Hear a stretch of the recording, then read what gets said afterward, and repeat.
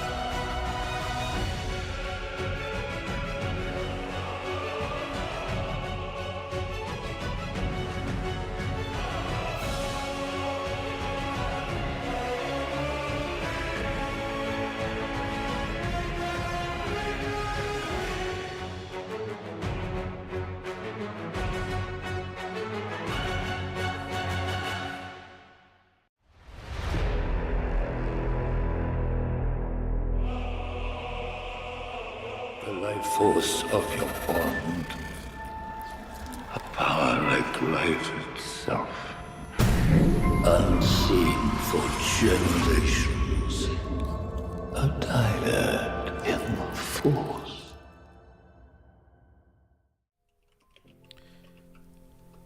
How's it going, guys? Welcome to another episode of DYAD in the Force, very early in the week, because Thanksgiving is this week, and so probably everybody's going to be busy, but more importantly, not more importantly, but more relevant, we are going to be busy, so no episode this Friday. I like that. More importantly, I'm going to be busy. So. We are joined by a very special guest, someone we've been roasting. We're hoping to clear the air on this episode, but we'll see. Max, are you going to be on camera or are you going to be just voice? Just voice. Gotcha. So we're joined by Max of Zorro. Hello there. Shout out to the chat. How's it going? Introduce yourself. Let everybody know what you're about. Yeah. Well, my name's Max. I go by Max of Zorro here on the YouTubes. I very new to YouTube. I've only been hanging out on this space since about June, I think is when I posted my first video. So super excited to be here, super honored. You guys are, much bigger than me. So looking forward to this conversation. Right now, I've got 3 videos up on my channel. All 3 of them are about Star Wars. But that's not like my thing. I guess you could say, like, I'm going to be covering lots of different stuff. What are you going to be jumping into? What do we have to look forward to? Well, funny enough, the next few videos planned are also about Star Wars, just because that's what's on my mind right now. But I mean, it's going to be pretty much anything that I find interesting. I, funnily enough, have my wife got me into watching Gilmore Girls. I don't know if you guys have ever heard of or seen that show, but I have a lot of issues with that show, even though I very much like it. So I'll be covering that in the future. Nice. Actually, one of the first videos I'm going to make, that's going to be not, kind of deviating from the Star Wars path. And I'm interested to hear your guys' take on this, because it's something I've been shopping around a little bit. I've never seen an episode of anime. You guys are big anime guys, right? Yep. Very much so. Yeah. So I've never seen an episode of anime, and I thought it'd be a cool video to do, like watching anime for the first time in 2025. And so I've been talking to all my anime friends about, like, okay, if I'm gonna start with like my first anime, what should it be? And I've gotten a bunch of different responses. Where are you leaning? The most popular one so far is Cowboy Bebop. Oh, okay. I was expecting a Death Note in there. Death Note was brought up a lot as well. Most people are like start with like a shorter one, right? Like not one that's like 1,000 episodes long. Yeah. But I wanted to hear your guys' take. Like, what would you guys recommend starting with? I agree with Cowboy Bebop, and I also agree with giving you shorter kind of bursts of anime. Just like you said, like there's 1,000 episode animes out there, and it's just a tough hill to climb. So I agree with like starting with movies. You know, like a lot. Some people start with the Ghibli movies, which is it a good Ghibli or starting point. Ghibli? Ghibli. Okay, Ghibli. The kana in their logo says Djibouti. So fun fact. Okay, interesting. Good to know. That's why you guys are the lore masters, right? For me, I honestly would say I don't know enough about you yet. Okay, yeah. Quick questions, because I do know you love Star Wars. True. So I'm gonna need. Let's do this. We're gonna ask you three questions. First one is gonna be top 3 Star Wars films, or sorry, top 3 Star Wars projects, right? Sure. So either film or TV. Okay. Favorite Star Wars book, because it sounds like you have done some reading of books, and your favorite Star Wars character. Give me that, and we'll know a lot more about you. Sweet. Okay, so top 3 Star Wars projects. I'm gonna be lame and classic and say Empire Strikes Back. It's not lame or classic. Well, at least I don't think so, because that's one too. It's classic. It's just not lame. I'm meaning like it's not the most interesting answer, right? It's the standard, but I do find it to be the best. Second, it's gonna be probably a tie between Star Wars 77. I don't know if you guys refer to it as Star Wars 77 or A New Hope. I don't want to. Well, some people get mad when I call it A New Hope. A toss up between A New Hope and Andor. Actually, Okay. I'm a big Andor guy. So it'd be those 3 would be the top 3. Perfect. All right. Beautiful. Favorite Star Wars book. Oh gosh. Could I cheat and call the Thrawn trilogy one book? That's fair. That's fair. Which They all one? bleed into each other. If I were to pick one out of the 3, I think Heir to the Empire is my favorite. Oh, so you're talking Legends, Thrawn. Oh yes. I have read all 6 of the canon Thrawn books, and I did enjoy them. I like that they can basically exist alongside the original Thrawn books. Like if you're making your own headcanon, they don't contradict anything that's in there. They're basically continuations. I love all the stuff with the Chiss Ascendancy and all that. So yeah, I like those. But I was talking about the OG, my sequel trilogy, if you will. Yeah. And then character? I mean, it's got to be Obi-Wan, right? It's got to be Obi-Wan Kenobi. Okay. He is so solid throughout the 6 movies that he's in, and I think he's the best character in the prequels. I think he is the grounding character in the original trilogy, and you can argue that if he doesn't exist in the story, none of the story happens the way that it happens. So Is he an anchor being? yes, he would be. I believe he would be Star Wars anchor being, at least until Rey comes along. Gotcha. Really quickly, I do want to clarify. When I said correct your behavior, that was completely like out of jest. Yeah, I know. There's no therapy session that's happening here. For everyone that's watching, especially those who are joining from Max of Zorro's audience, we wanted to entertain a conversation, and Max of Zorro reached out as well. Because you don't have to use my full Christian name. You can just call me Max. Gotcha. We aren't in the business of roasting people or misrepresenting people just for the fun of it. You know, our main goal is correcting misinformation.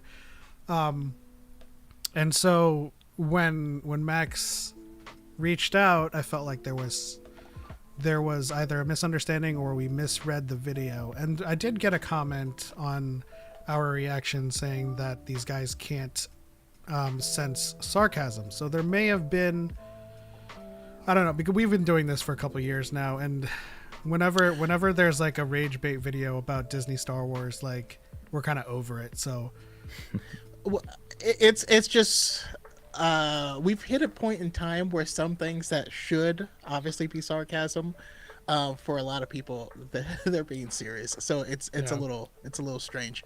But given everything that you've just said for what you like, I actually do think Cowboy Bebop is probably the best place to start. Yeah. Now, when it comes to anime specifically, older anime is going to be a little bit slower in pace, right? But I can tell by what you're saying that you'd probably enjoy that even more. You get to spend your time with the characters, with the world, with all that stuff. So yeah, Cowboy Bebop is probably the best place to start. And then if you enjoy it, Samurai Champloo is the next step. It's made by the same person. how are you But with gothic horror? Gothic horror, you said? Gothic or horror, depending on the story. I'd say it's not my go-to, but I'm also not against it. I have some stories that I can't think of off the top of my head, but the vibe that I'm thinking of, I'm like, oh yeah, I'm not against that. Then, I mean, if you're adventurous, I would actually, I would recommend Vampire Hunter D Bloodlust. Sounds It's sounds a- gothic and horror. Yeah, it's a classic. But I think that is a really good representation of anime throughout the decades. Okay, very cool. How long is it? That's what she said. I think it's like 2 hours. Two. maybe Oh, less than okay. 2 hours or so. Oh, so is it a movie? It's a movie. Yeah. Oh, gotcha. Okay. I was thinking like, how long is it in amount of episodes? So. Cool. Delta Leo says you can't claim you misread it when you guys said outright he was wrong. Well, there's a lot of things, factual things that are wrong in the video, but in terms of our approach to the video was, how you say, harsh, because we thought, we thought it was a rage bait video, to be honest. And I'm gonna do something that is rare on the internet. I made mistakes in my videos. Shocking, right? Yeah. I there are things that I definitely have recognized since I posted them that are mistakes, and I want to go over those with you guys and kind of see if you guys agree with that. There are actually some things that you guys missed that I've Sure. since realized are wrong,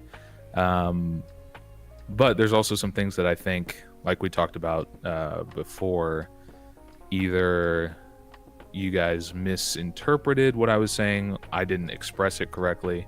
I know I didn't cite a lot of my sources, which I hope to give you guys some citations for and see if they actually hold up with the citations. So yeah, I'm looking forward to it. It's going to be a good conversation. Yeah, I mean, we're always about having a dialogue and having a conversation. Like nothing gets pushed forward if we just antagonize each other. Yeah. Yeah, exactly. And just to clarify, when you called us lore masters, like there's a stigma behind being a lore master and people thinking that it's like it's a know-it-all title, which isn't the case for us. It's literally like being a Jedi archivist in the Sure. temple. It's like we keep our lore Bibles and we update it as information is updated, and it's not that like we can recall everything off the top of our head and know everything. It's just there's a lot of videos out there, a lot of lore videos that don't cite their sources, and sometimes they meld canon and legends continuity together. which is fallible because both continuities are contradictory in nature, right? So Sure. that's Yeah, why. and I got the term lore masters from your guys's what you titled the video for the lightsaber video. Two lore Yeah. masters debunk lightsaber video. So I was just using your guys's terminology, but I wasn't using it derogatorily. I was just saying these guys know what they're talking about. Yeah. We'll get some comments like, "Oh, you guys are lore masters, huh?" Like shrug. So it's just. Oh yeah, no, I don't care. I have great respect for people that put a great deal of time into becoming experts on the things that they like, and I respect that a lot. Choco, you had something to say? Oh, I mean, we're just adding to it, right? I just want to clarify any misnomers. But yeah, I mean, why don't we jump into it? Sweet. Yeah, I'm ready when you guys are. Spooky Kitty said, "Did you update Kiadi-Mundi's birthday?" No, Wikipedia did that already. Yeah, we. This is the we lore can talk section, I about guess. that. Yeah. Sweet. All right, so I mean, I don't have any notes in front of me. So if you want to kind of lead this conversation, we can, dive right in. Yeah, I'd love to. I have plenty of notes. So first thing I want to kind of talk about, I've got like a couple of things that I want to ask just kind of about your guys' process, just so I can, kind of get to understand where you guys are coming from first. So one of the first things that you guys brought up even before you had started the video was talking about tourists in media and franchises and stuff like that. And I believe you have your own homebrew name for that, Carpet Nugget, right? Yeah. Can you explain for me and I guess for the chat what Carpet Nugget is? Because I'm unfamiliar. I know we talked about it over DMs, but Yeah, the Carpet Nuggets is a euphemism for any of the rage baiters that are not typically in the space and will rage bait with anti-woke videos and just try to galvanize the audience into hating something in Star Wars using misinformation, which kind of like tells me right off of the bat that they are tourists, because I mean Theory isn't a tourist, but when he says when there's outrage over Wikipedia, which is a wiki, updating Kiadi-Mundi's canon birthday, it tells me he doesn't know how wikis work or the purpose of Wikipedia. So that was kind of like fabricated outrage. But there's a whole bunch of like grifters out there that really don't know anything about Star Wars, but will kind of create this outrage narrative over the smallest things. Gotcha. Basically, culture war stuff is more popular than Star Wars stuff, and so we see channels head down that, where that's actually primarily what they are, is a culture war channel, not actually like a Star Wars channel or a nerd channel or anything like that. And then Carpet Nuggets itself is kind of like the carpet burrs. You get something spiky stuck in your carpet, and it's like just an irritation. But I like the term nugget because it's what it reminds me of is remember that old commercial for Orbit gum where they're saying insults, but they were all clean insults, so they called someone like a lint liquor and like a thing like that, where it's like it doesn't actually mean anything, but it's something we can use, Yeah, I gotcha. Yeah, and so just to kind of clarify, and correct me if I'm misrepresenting this. When I started the stream of your guys's, when you guys picked my first video, you said you hadn't watched it yet, but you're assuming that it's a Carpet Nugget video. Was that based on the thumbnail, based on the title? Was it you had been told that? Because you guys said you never heard of me before, you never seen my videos. So was that just like an off the cuff assumption? So a viewer sent me the Hyperspace video, and then I clicked on it, and it was the title. And then I saw. Or I guess the thumbnail probably. The title Yeah. was a stupid like joke. Hyperspace. I hardly know her space. Right. Yeah, and the viewer had sent me a clip of the fallopian tube. Oh yeah, Section. that made the rounds on Twitter a little bit. So it was based off of that, and then I saw the thumbnail of another video that we hadn't seen, which was the lightsaber one, where it says it was basically the Disney lightsaber thing. Yeah, and the it's Disney Writer's usually- Guide to Lightsabers. Yeah, it's usually the framing of Disney being something other than Star Wars. That kind of. And you guys I made obviously disagree with that. Yeah. Okay, cool, interesting. Okay, I hadn't seen or heard anything. He was like, "There's a video. I want your reaction to it," and so Gotcha. I just went in there, raw dogging it. now I did, not to like argue against that, I did see you commented on the Hyperspace video before the stream, saying that there was so much wrong in the video, but you hadn't watched it yet. Yeah, that was the clip that I was sent, and so that's when I. No, he's talking about me. I commented on the video. That was before we had. So the lightsaber video we did live. The Hyperspace video was recorded and then played. Oh, so yeah. I commented gotcha. after watching it, Gotcha. but Okay. before the video had been released. Okay, because I might be misremembering, but I thought you said you were going to make a video about it, not that you already had. But I could be wrong. I could be misremembering that. Okay, cool. So, tourist, somebody who's not typically in the space, but is just kind of rage baiting to get that. I've definitely seen that before. Not to throw shade at anybody in particular, but do you guys familiar with Nerdrotic? Yes. I think that dude's funny. To be honest, I think he's a big goofy comic book nerd.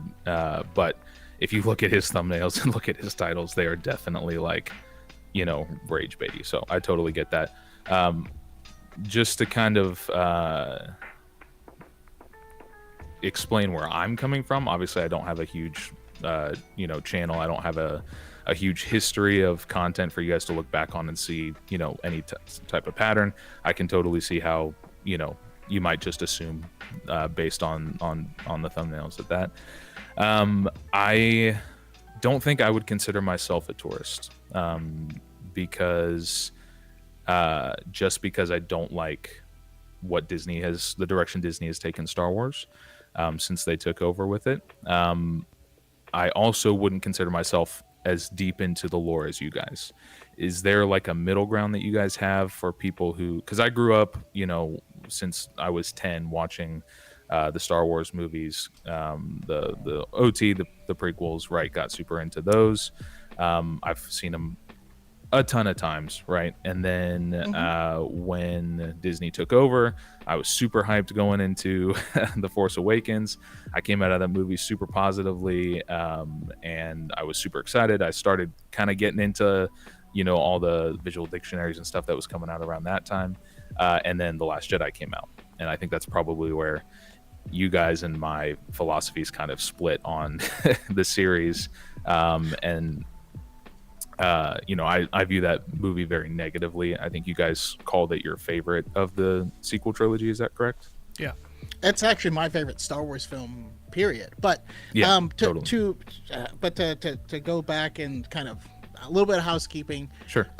No, we would never call someone a tourist because they don't like what Disney's doing or anything that has come out in that era. That doesn't. It's not about liking or disliking it. It's about how that conversation is broached and how and if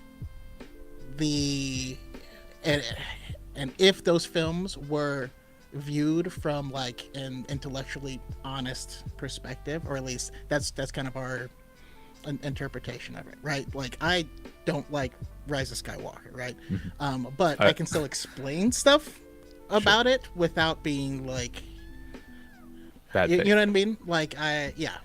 Okay. I was gonna say I hope you despise that movie if The Last Jedi is your favorite, because that movie does not seem to like The Last Jedi at all. Oh no, it's really low on my list too. Yeah. Okay. I will At least- say in terms of your earlier question, there is no middle ground. Like Choco said, I mean, when we call someone a tourist, they're usually a rage baiter that really does not know anything about Star Wars and is just there to create rage about it. Other than that, if you like Star Wars, you're a fan. I mean, it's neither here nor there how much you know, what you like, what you dislike. So I Can mean, you- I'm willing to retract my statement about you. I mean, like, that was obviously made before we knew anything about you. So Sure. So I'm really curious. You said if you like Star Wars, you're a fan. Do you have to like all of Star Wars? no, Okay. Of course not. So I don't like all Star Wars. sure. Okay. Cool.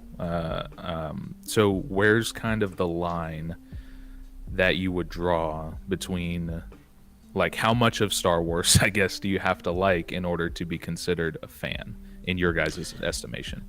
There's And this isn't there's like no a- way Yeah. Go ahead. for me there's no way to police that, and I wouldn't want to. So like, let's say I meet someone and all they've ever seen was Rise of Skywalker and they liked it. What I'm gonna do is say, cool, you liked it, definitely not my favorite. Have you looked into this? And I'll show them the stuff that I like, you know what I mean, because I want them to like it more. But the goal is to foster a community that is welcoming, especially if let's say someone only likes Disney stuff. You hate everything about it. Is what you're saying like abusive to those people? Are you gonna like trying to alienate them? That sort of thing is just against what we try to do. Sure. Yeah, totally. Get that for sure. Okay, so you would say even if somebody is like, I've seen the original trilogy, I like the original trilogy, everything else that's come out I think is trash, you would still consider them a Star Wars fan? we have a very close friend that's only seen the original trilogy. Okay, cool. What a lucky man. But Just to address Delta Leo, the question was if there was a middle ground between being a tourist and like being a lore master, and I said no. yeah, 'Cause tourist is just a euphemism for those that are only there to create rage, get some clicks, and then move on to like the MCU project, the next movie or whatever to complain about. now, so you wouldn't characterize somebody who, let's say like Choco doesn't like the the Rise of Skywalker. If he made a video about everything he doesn't like about that, you wouldn't consider that rage bait, right? It depends on how he broaches the subject. Okay, so there's it's a format thing. Yeah, the entire premise of at least how we operate is critical in nature, honest in intellect, because we can't really control what people like, and we can't say, oh, you're not allowed to like this. But if Choco starts his video off and says this movie is garbage, it's got women in it, and I'm just like, that's pretty rage baity. But if Sure. he says, I don't like this movie, its pacing is way off balance, it kind of contradicts The Last Jedi in some respects, there's some honesty there that I can engage with. But if it's just all superlatives and just a bunch of buzzwords, I can't do anything with that, right? So it's a tone. It'd be a tone issue for you, mostly. I mean, tone is part of it, but like I often see things that straight up just misrepresent what happened in the film, like, and that's always weird. So again, it's more about, tone's definitely part of it. Yeah, it's like it's don't be a dick. That's that's what it is. We welcome legitimate criticism and Sure. You know what I mean? And those conversations. But yeah, you can, or if it goes into the territory of, you know, women in the movie are bad and stuff like that. Yeah, I the think force that's the force ridiculous. is female. Type of garbage, you know? Yeah, absolutely. 100% with you on that. Cool. So I think that's a good middle ground there. So personally, I think, you know, I'm a big free speech guy, right? I don't think that, and I'm not saying this is what you guys think, but I think that there is a place for kind of over the top, you know, rage baity videos on YouTube. I think, I don't think they're necessarily helpful for having a productive conversation. I don't think they're helpful for trying to sway anybody to your side. But I think if you're just like making content for people who already agree with you, I don't think that's necessarily the best move if you're trying to win people over. But I don't think it's necessarily something that like shouldn't exist, right? And that's kind of where the Hyperspace video, I think, started off on the wrong foot with us, is because I think because, and I think this is an issue with my writing for this video, but I kind of went into that going, starting off with the premise of things were better before Disney, and kind of going like, you know, that's kind of the presupposition going to that video, right? That's the axiom, right? I'm assuming that the viewer already agrees with that. And I probably shouldn't have, because when you guys pick that up, you go, what are you talking about? Like, you know, it was the same. You guys see it as nothing changed when Disney took over. It was, you know, in your mind, it's the same creative staff, like, you know, for the large part, like nothing changed. The same vision was carried forward. Am I representing your view correctly there? No, I mean, what we're saying is that Lucasfilm didn't change. If we're talking about like they hired new people over the years, that's to be expected. But for the most part, I just meant like the vision. Yeah, I mean, but the people that worked with Lucas are still there. Nothing changed in terms of like they sold Lucasfilm and its properties, and then everyone was removed, and Disney took over. It's still Lucasfilm. Yeah, I do want to push back a little bit on the everything was better before Disney kind of concept. Mm-hmm. You said that Andor is one of your favorite projects. It is. How do you reconcile that with that, and with the idea that everything that Disney has done, or at least everything was better before Disney? Yeah. So my dad has a saying, even a blind squirrel finds a nut every once in a while. I don't think it's impossible for Disney to put out good things. Obviously, they're Disney. You know, they've made good things over the years. Lion King is one of the best movies ever made. You know, it's not impossible for a studio, especially one as big as Disney, as diverse as Disney, with as many different creators as Disney, to put out something good. When it comes to Andor specifically, I think that specifically this project came out as good as it did because of the person that was in charge of it, that being Tony Gilroy. I joke about it satirically in my Lightsaber video, but he did take 2 years handcrafting the story for that series.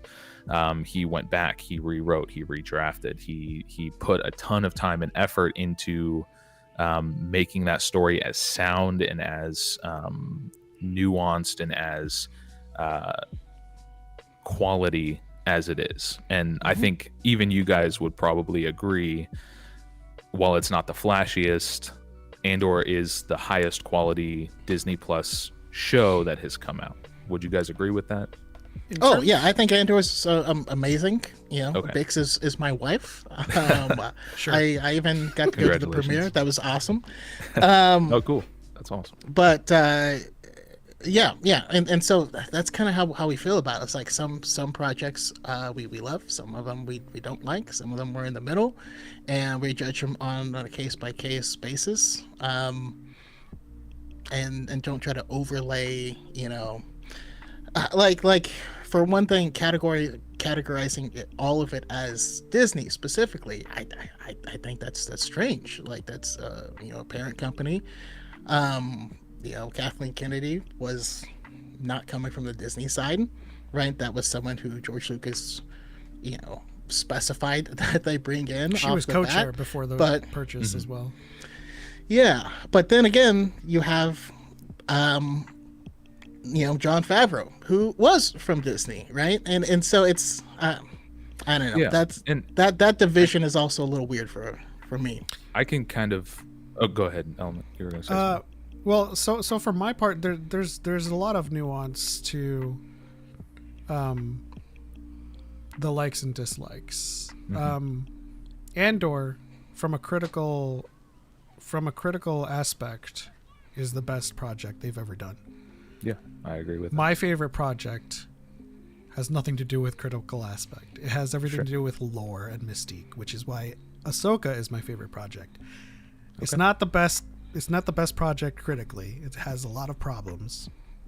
But that's why I categorize them differently. Like if I say from a critical lens, Andor's top, but for my lore brain, Ahsoka is top. And so like holistically, of course, Andor would be my personal best in terms of their projects for sure. Cool. Well, hey, there's more common ground we can agree on. I do want to just kind of jumping off of that point. You guys brought up in your coverage, you were critical, like we were just talking about, of my concept of just the Disney writer, right? Like as a concept, you guys think that's ridiculous, that there's no Disney writer. Disney doesn't keep writers on retention. Like it's a rotating cast of characters that come in and write, some from before Disney took over, like Dave Filoni, some from after, right? And so what I refer to when I say the Disney writer, right, it's more generally like the creative spirit of Disney, in a sense, that seems to come upon writers that are tasked to write for Disney Star Wars. And I think it's the same, if you will, spirit that has come upon Marvel writers in the last few years, where I think we can agree Marvel has kind of gone downhill in a lot of ways since Endgame, and I think including Endgame. But well, again, like the conversation is a little bit more nuanced than that. But can we Tony Gilroy wouldn't be a Disney writer, would he? No, I would not consider him a Disney writer. But I also think that, and I could be wrong, this is just me kind of pulling bits and pieces from interviews and stuff like that. To me, it seemed like Lucasfilm and Disney didn't really care about Andor that much. And so the forces that be at Lucasfilm Disney were not as influencing that as much as they would have other things that they would see as more quote unquote important, like the Ahsoka show, like the Book of Boba Fett, like the Kenobi show, right? I think if I was in a boardroom at Lucasfilm and I was one of the suits there, I look at Andor. It's a show about a supporting character from a movie from 7 years ago. I don't really care about that as much.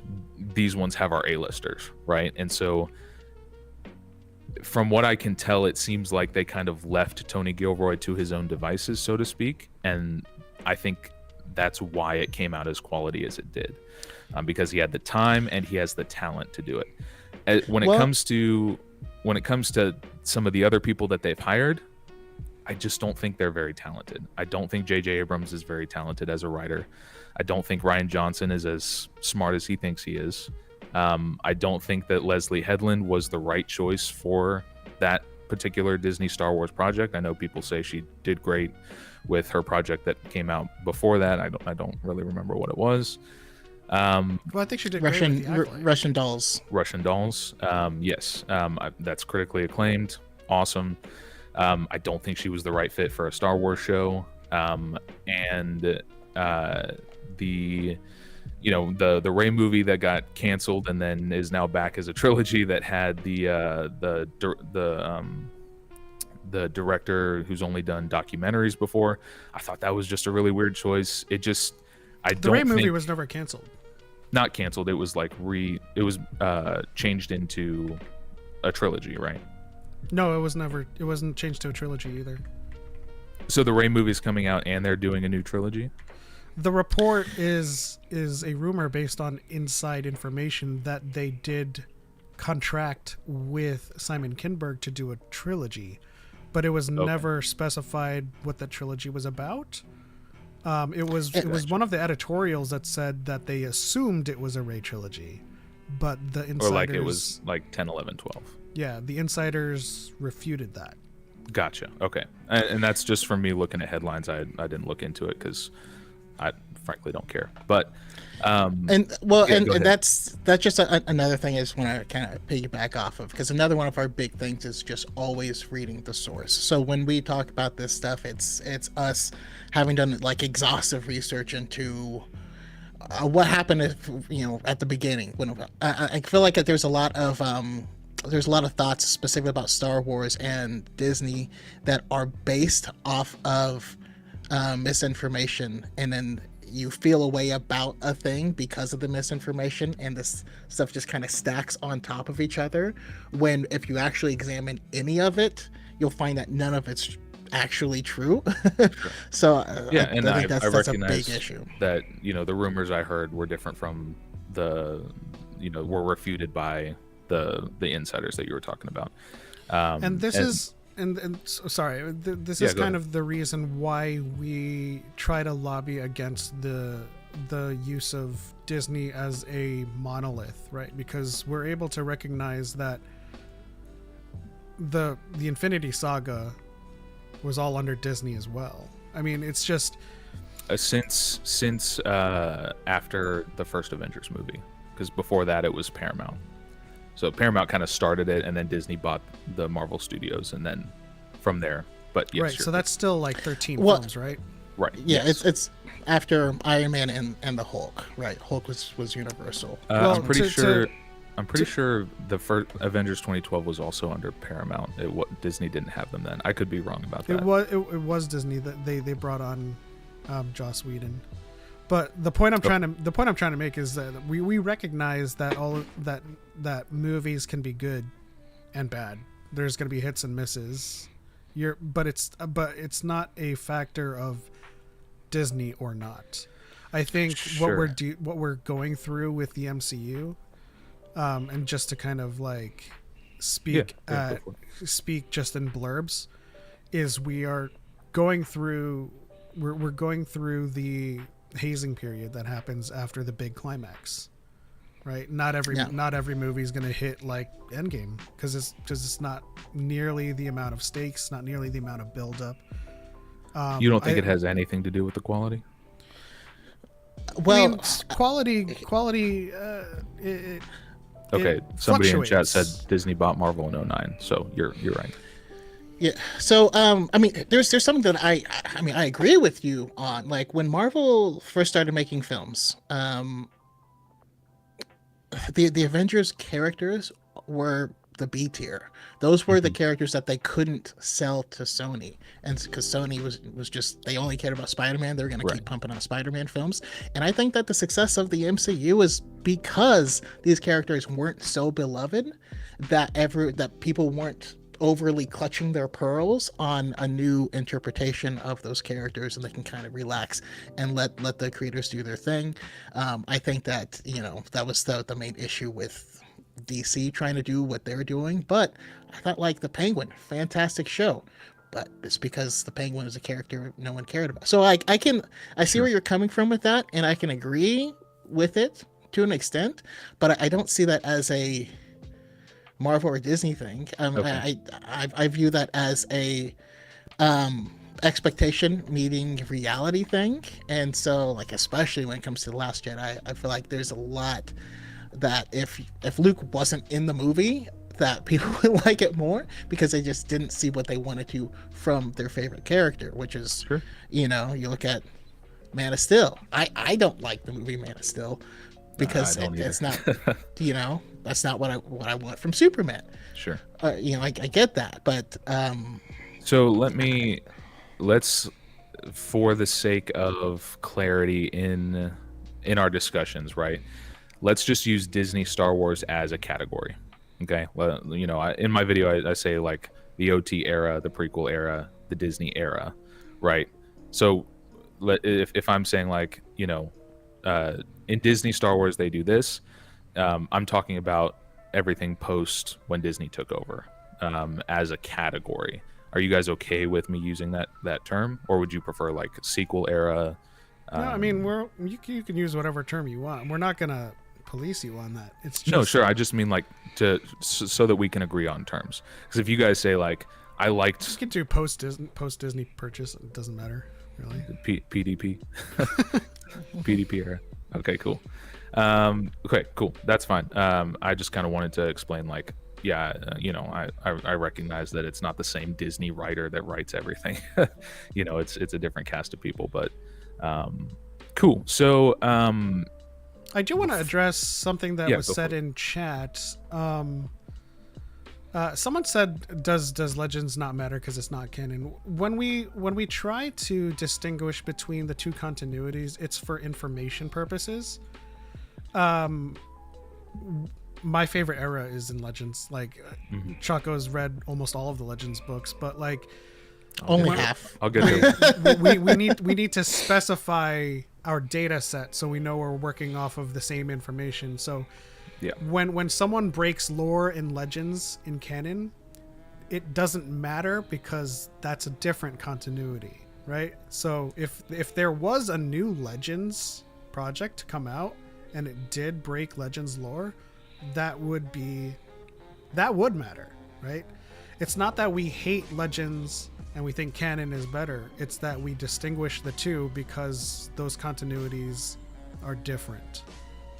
Yeah, and I actually agree with that, and I think I didn't do a great job of distinguishing between that in my video, which we'll go over once we get to that. Cool. So just to kind of throw this out there as well before we get to the actual notes on the videos themselves, I want to be just kind of give an explanation of what my videos actually are, right? My videos are not lore videos. I think you guys would agree with that after watching them.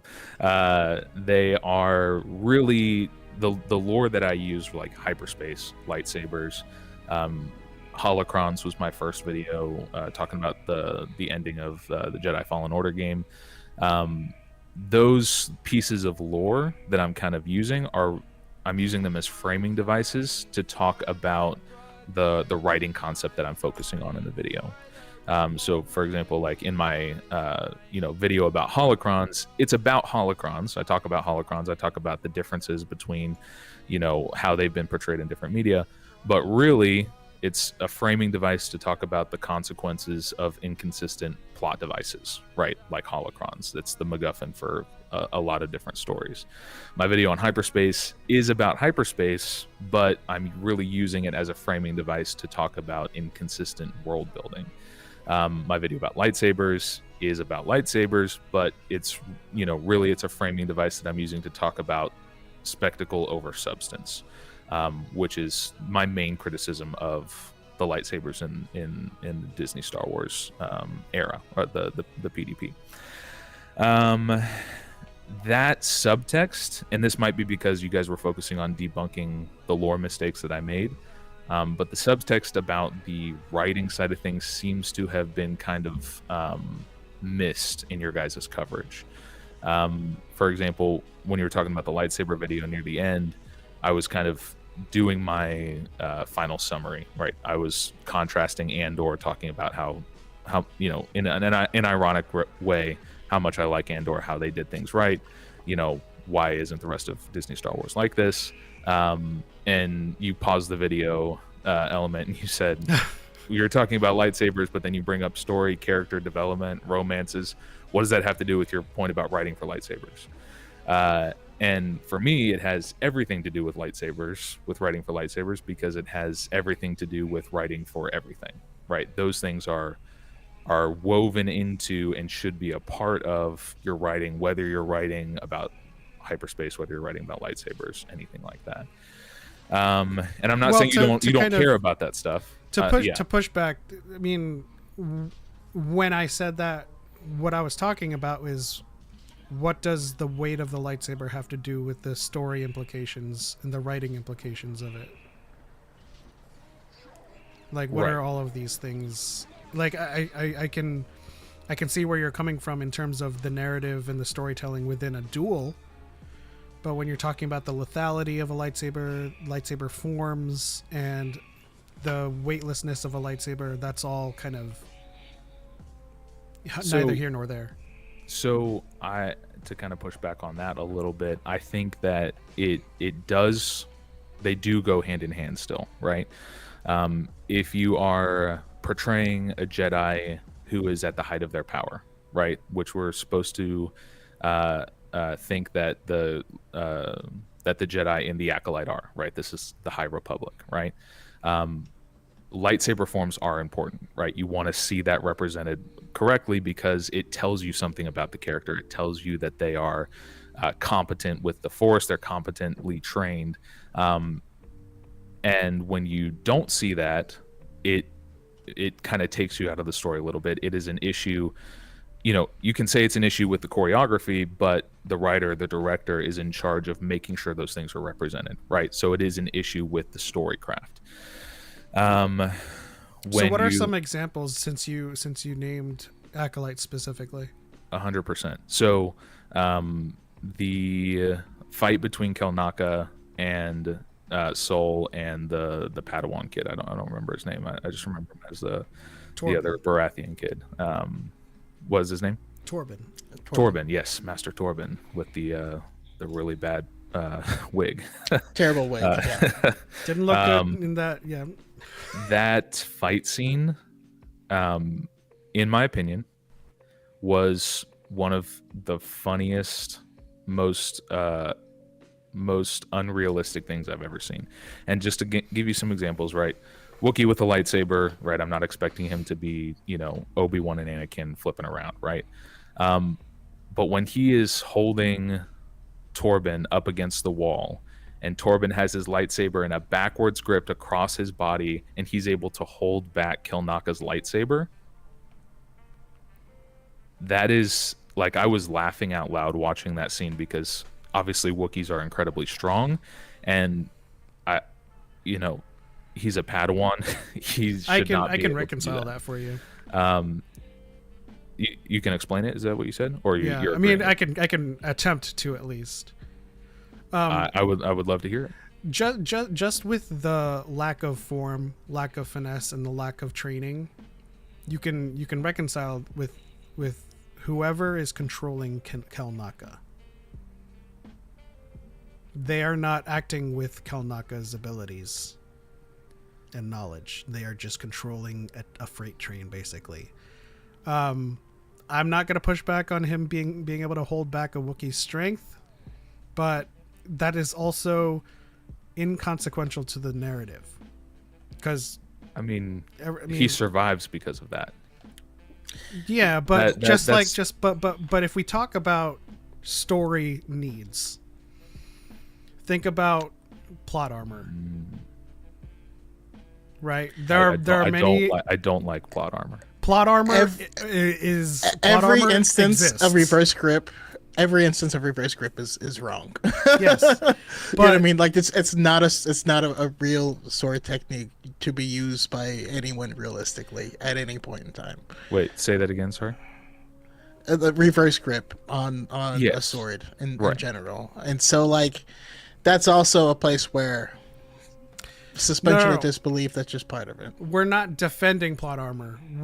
We're acknowledging that it exists. There are plenty of examples in all of movies where the character should have died. But if they did, we would have no more story, right? And so the story needed Torben to survive long enough for Sol to grab a Wookiee's grab arm him. and pull it back. Yes. And Right. we're forgetting that these are Jedi. Okay. So A So normal yes, human you're right. wouldn't be able to. A normal human in Qui-Gon and Obi-Wan would not be able to fight a Zabrak. Okay. Well, I want to back up a little bit to something that you said. You talked about how plot armor exists in every story and how that's something that you recognize and that you kind of accept as something like if the story needs it to happen, then it's going to happen that way. Is that kind of what you were saying? I mean, I think it's more like if we accepted this in the original trilogy and in the prequel trilogy, and then it's weird to complain about it now. Totally. And if this had happened in those movies, I would have complained about it as well. But I just kind of want to push back on this just a little bit because I do recognize, yeah, plot armor happens. I'm sorry to interrupt. Just because we love to engage with the chat. I'm not defending the way he survived. I'm saying that's how he survived. That's it. Right. Right? Do you I'm think- reconciling with the mind control of the witch causing Kelnaka to just be a freight train that has zero right, mind. you're trying to give it the best benefit of the doubt you can. And Right, but I still think it's a bad I agree with you. It is a bad defense for reverse grip. Okay. So if you were in the writer's room with them and you saw that and you had the chance to change it, would you say that's just the way it has to work? Or would you say we can write this in a better way to where he still survives without that happening? Like, does it have to be plot armor in that scenario? Or could you write something else that would be easier, that you wouldn't have to work so hard to explain how he survived? Whatever they choose to do to make Torben survive that is in the writer's room. Whatever happens in that fight happens with the action coordinator. I understand. 100%. Do you think it could have been done better? Yeah, of course. Yeah, a lot of Okay. things could have been done better. Sure. I mean, the So, Emperor this going isn't a full gotcha. and This is- bison. Yeah. No, this is- I know, this I isn't know. a gotcha. But I I'm just kind want of- to. I just want to make sure that the Emperor doing the bison move in Revenge of the Sith is stupid and it's bad choreography, and the way those Jedi's fall out is dumb. And I agree with you. But that's what happens. You know what I mean? Like, I still enjoy the film, Yeah. and I we do as move well. on.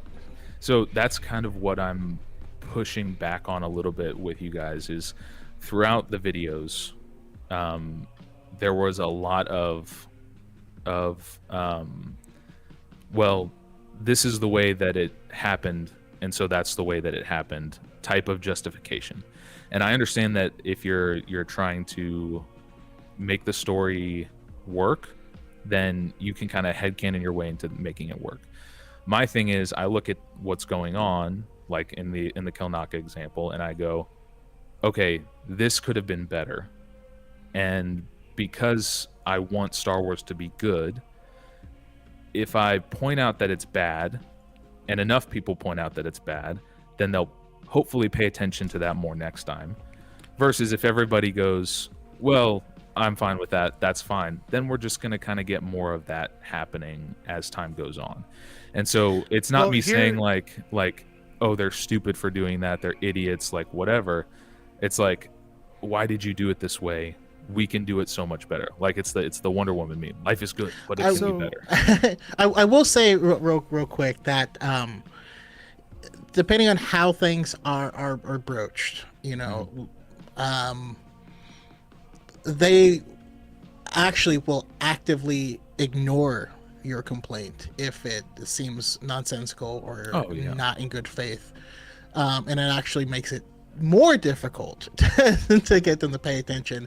And I've legitimately have had these conversations with them directly. So that's a thing. I feel like it's important to clarify that basically our reaction to your video is kind of bunk and it's kind of moot because we approached it from a certain lens. Would you agree with that? Actually, no. if I'm I'm not trying to retract anything. I'm saying no. Yeah, I'm yeah. saying our comments in the moment. Well, I think I wouldn't say it's mood because, like I said, I'll get to my notes on the videos themselves. I did get things wrong, and you guys did point those out, and I think that is constructive. I think, and again, just kind of laying my cards out on the table, I don't think you guys went into that in good faith. I think that a lot of the way that you approached it was very much from a like even in the titles, right? Lore masters debunk cringe and inaccurate, like you talking about how bad my videos were before you had even watched it. The tourist carpet nugget comments, like, I don't think those are necessarily the best faith way to go about criticizing things. And you can turn around and go, well, you're using all kinds of superlatives and stuff in your videos, right? I see that as a little bit different. I'm kind of playing up a character in my videos, right? Which You is can something tell we didn't know. well, you can tell from this stream, like, I'm pretty chill. I'm pretty, I'm not. We know that now, screaming and hooting and hollering. In the video, I'm like kind of playing up a character a little bit with the anger and the vitriol, right? I'm not actually an angry person in those videos. I play that up. I'm really more just disappointed with the way Disney handled it. But that's me in a produced video that took weeks and weeks to make. And somebody can look at that and go, okay, maybe he's playing a character, whatever. With you guys, it was a live stream. You guys, correct me if I'm wrong, weren't putting on a character. You were just kind of, shooting the shit, like, just kind of going off the cuff. And even if that wasn't the way you wanted to portray yourselves, as somebody, I'd never heard of you guys before, I stumbled across the stream. My mom actually was like, hey, these guys covered your video. And I came in and watched it. It came off as incredibly, like, bad faith. And I know that's not what you guys want to do. I know you guys want to present good faith arguments and, be constructive. Well, let me push back a little bit. We did approach it in good faith. All of the titles that you see, the thumbnails, comes after the fact, because I can't produce that stuff while reacting to it, right? And so when we say we haven't seen this whole video, so we're gonna see what it's all about, and when we get to content, and we don't have the benefit of having your video framed the way you're framing it now. Sure. And I Right? totally get and that. so yeah. when your video leads with what we can consider now sarcasm and irony, at the time when we're reacting to it, it's leading with very, very provocative language, and it leads with a joke about hyperspace lanes being a woman's fallopian tubes, and even if it's a joke, a very misogynistic undertone. And so we then move forward with that framing, because we always no matter who likes or dislikes projects, we always have conversations with people.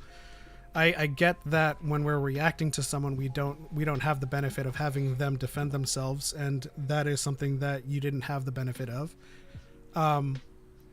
But just like you don't know us and we don't know you, to kind of give you a perspective of who we are, we always talk to people no matter what they like or dislike. Yeah, and also Eraserhead in the chat said undertone. That's a stretch. Come on, it's a joke. Again, it's very common to hide things within jokes, but I also just want to point out we all want to. I mean, everyone wants to be judged on their intent and who they are, but we can only judge people based off of what they actually say, and so that was all just based off of what was said, what was communicated with us in that video. That's why we like talking to you now. Yeah, and I'm enjoying this conversation as well. But can you guys agree that you may have poisoned the well a little bit with your framing of the video before you had even watched it.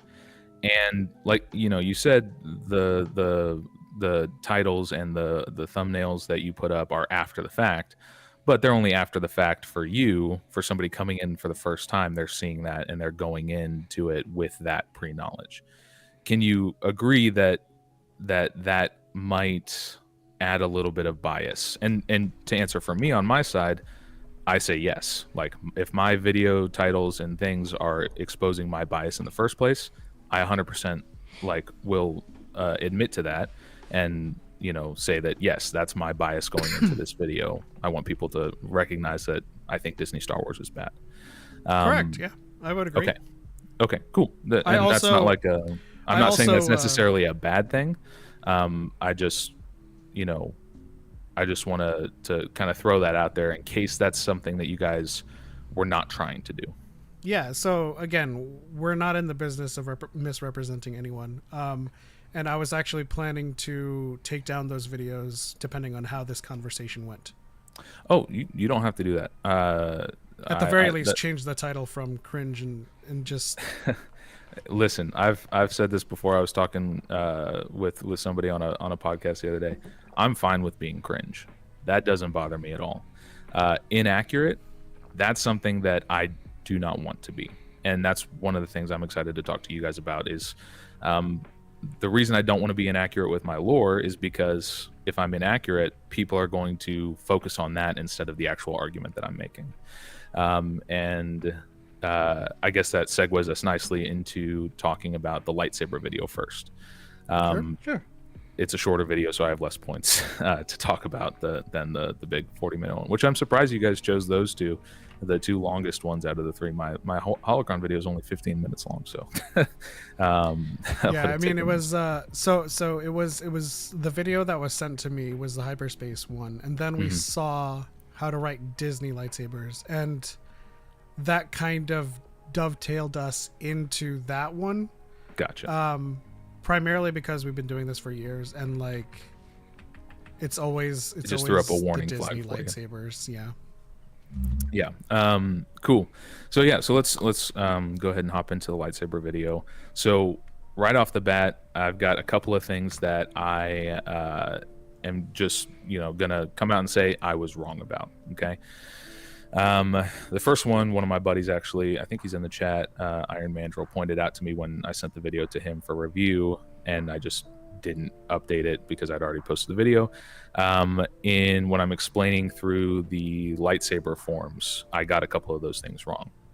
First one is form 4. I didn't even give it an example for, which is ridiculous because Yoda is the obvious example for form 4. He is the flippy boy, right?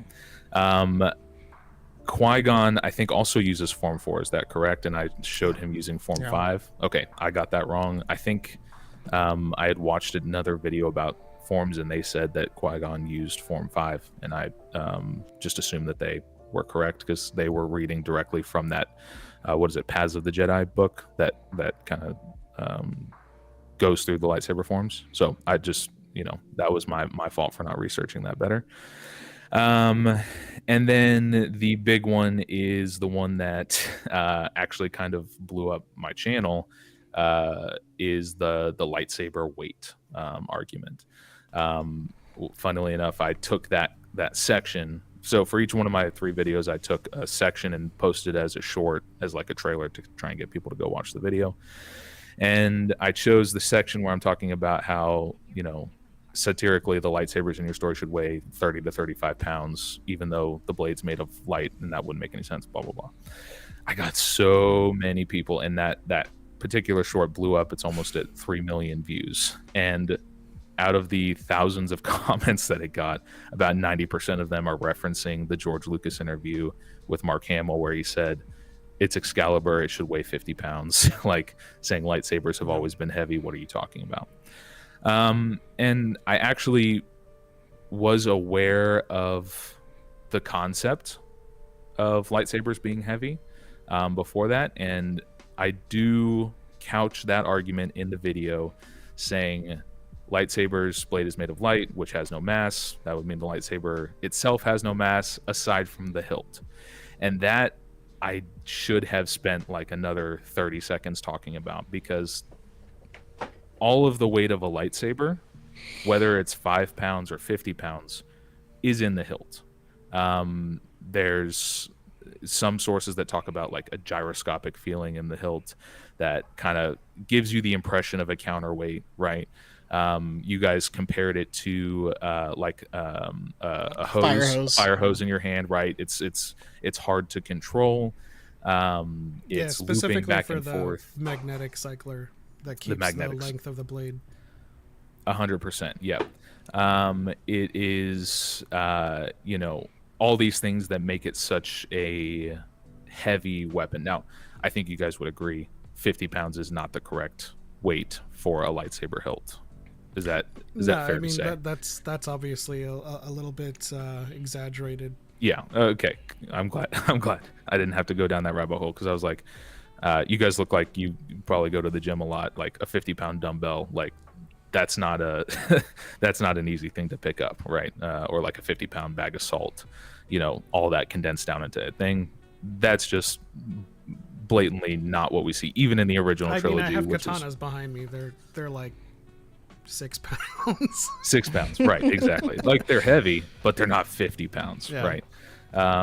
And so yeah, I'm glad you guys, you said like tell George Lucas he's wrong about Star Wars, about lightsabers, and I was like, George Lucas, you're wrong about lightsabers. But I get the concept he was trying to play with. Like this is something that I think he was embellishing, but the core concept is that it is weighted. Yeah, and it's not just weighted, but there's an immense amount of power inside that's going on. Now I will just to kind of interject a little bit. I will say that there is a canon representation of it being 50 pounds, and that's to Din Djarin. So yes, correct. They have that whole plot line. Correct me if I'm wrong. That is specific to the Darksaber. So we have a or representation. Is it because he's not a Force user? It's not. Well, in the lore for the Darksaber itself, it is because he's not connected with it, and it's not because he's not a Force user. We do have an example with Sabine saying it's heavier than I thought, and she wasn't a Force user at that time. Correct. Padme also said it in the Clone Wars. It's a lot heavier than I thought. But that's not me saying that all lightsabers are 50 pounds. What I'm saying is, like, of course, they're heavier than, showing that he is not connecting with it and he's not able to let go is kind of like a facsimile of it being like, oh, it's 50 pounds to him. Oh, hold on. I just saw something in chat. That's not fair. Somebody said it's hard to picture Choco in a gym. That's not fair. Look at him. He's swole. I think that's a gag, because Choco is a power lifter. I don't know if he's. I know he goes to the gym. I was gonna say no. I don't think I'm in the 1,000-pound club anymore, but I just didn't know if I that was still somebody lift. from my club that was trying to take a cheap shot. I was like, no, that's not how we play around here.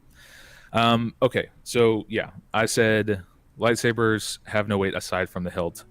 That I should have expanded upon, because what I said there is technically true, right? Plasma does not have mass. There's Einstein has a theory that, like, if you had a box with no light in it and a box with light in it, it would have negligibly more weight technically than the box with no light, but for all intents and purposes, it's weightless. Well, now you're putting science in my fantasy. I mean, it is a lightsaber. It is yeah, light. Now, but and it also again, doesn't exist. But then you also have like drag on it. You have the friction from when it's actually like hitting something. But you guys can agree. You can. Yeah, we can agree that light doesn't have mass. Right, and we have no. And you guys correct me if I'm wrong on this. You guys are the lore guys. We have no reference saying that the blade specifically has weight. Is that correct? We do from Kanan, yes. Kanan says that it should feel like a mass of power that you have to direct. Sure, but that like if you're spraying a fire hose, what you're controlling is like the nozzle that stuff is shooting out of. If you're saying the blade itself. Yeah, the we blade don't have itself. any reference to the blade. Okay, cool. So that doesn't really, again, I didn't explain it very well, but as far as the balance issue with the lightsaber, if you were to place a lightsaber on a fulcrum, right, and balance it perfectly, and then you turn it on, it's not going to suddenly tip over, right? Unless we're not accounting for like vibrations and stuff like that. I mean, I think it would. But like that's just, you think it would. We don't have anything to say that it would necessarily. So that kind of comes to my point about training with wooden swords instead of training with real lightsabers, because while the lightsaber is heavy and it does have a lot of mass and a lot of stuff going on, we can agree that that is very different as far as the movements that you're doing and the counterweighting and everything like that, compared to using like a bokeh or like a other type of wooden sword.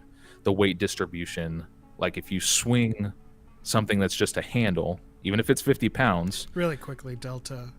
Star Wars is not a sci-fi franchise. I call it sci-fantasy. It kind of straddles the line between both. It's not hard sci-fi for sure. It's definitely not. Which we'll talk about when we get to hyperspace stuff.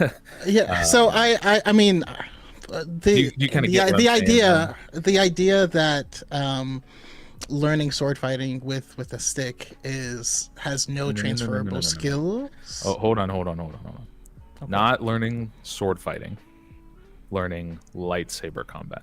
Because true, 100%. You start with wooden swords. You start with wooden swords before you go to real swords, so you don't cut your head off in real life. Like you start with the training swords, 100%. Mm-hmm. But you can balance a wooden sword very closely to how a real sword is balanced, so that you can kind of get the same movements and the same. You can feel what the inertia feels like. You're not going to get that with a wooden sword. In the same way that it feels when you're fighting with a lightsaber. And that was my whole point there. So I was being very specific about yes, and I'm not saying training is. So when they train with a stick, it's not to mirror the counter of the lightsaber in any way. It's to teach indexing. So when they're spinning, they have a facsimile of the blade, right? And 100% the length. So they know not to spin a lightsaber at a certain distance where it would cut their head off. Sure, and I can see where that's coming from. However, if you are swinging a sword and the counterweight at the end, right, which is the weight of the blade, you use a certain amount of force to drive the movement, and then the weight of the blade carries the rest of the movement. When you go to just swinging around a hilt, you don't have that extra counterweight. So when you flick it, it's just going to flick as much as you move your wrist. In a sense, right? And you talked about drag, you talked about some other things, right?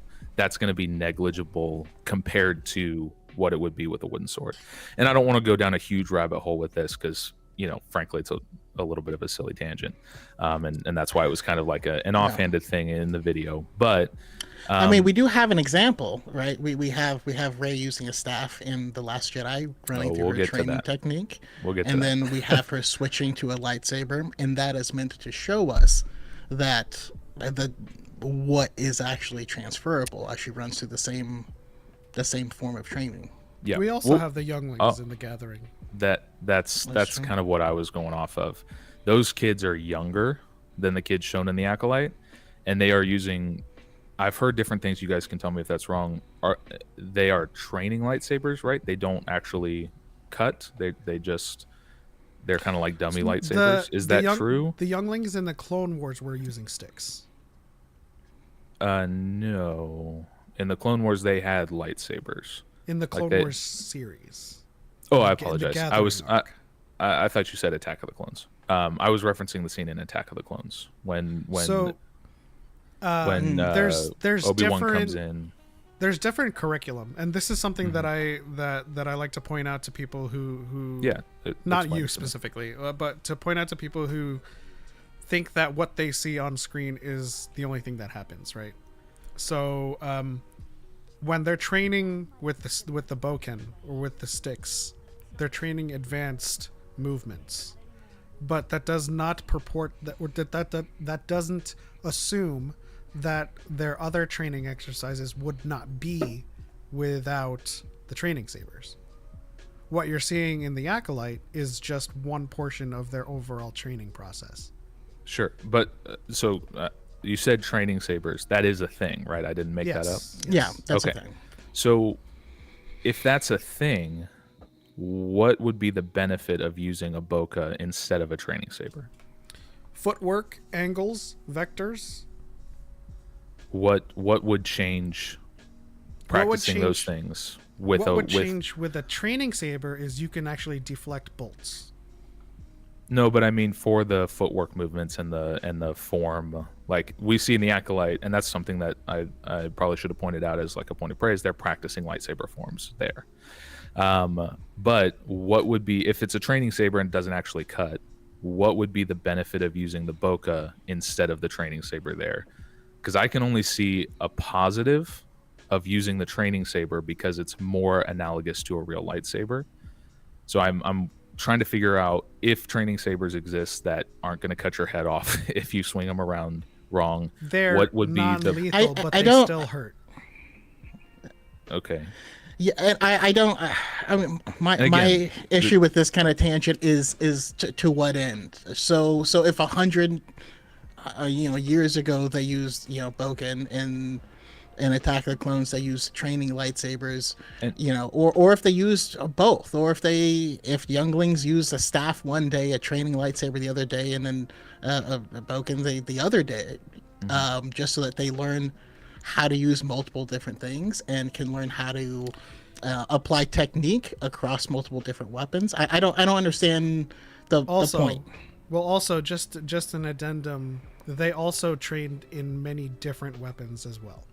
Sure. So training with that's a fair. training with a facsimile sword would prepare them to pick up a sword from a Mandalorian and use it. So, but we also have an Or a example stick, from or a chair leg. I don't know. we have an example from the books. I forget which book, but it is a High Republic book, and they're talking about how they prefer using wooden sticks because the training sabers still sting as if they're being burned. The power setting is, I mean, consider controlling the power of like a plasma torch and then putting it on low. It's still a plasma still gonna torch. Yeah, sure. And again, like I said at the beginning, like this isn't that big of a deal, right? This is something that I kind of threw out there while I was just talking about lightsabers. But if you have something like a lightsaber, which is obviously made of light, and whatever the weight of the hilt is, it's differently balanced than a sword, and you show and you just kind of show them training with swords, it doesn't really pass the smell test for someone like me who kind of looks at that and goes, wait, what's going on? That was kind of just throwing it out there, but people got big mad about it, so I figured we should talk about it here.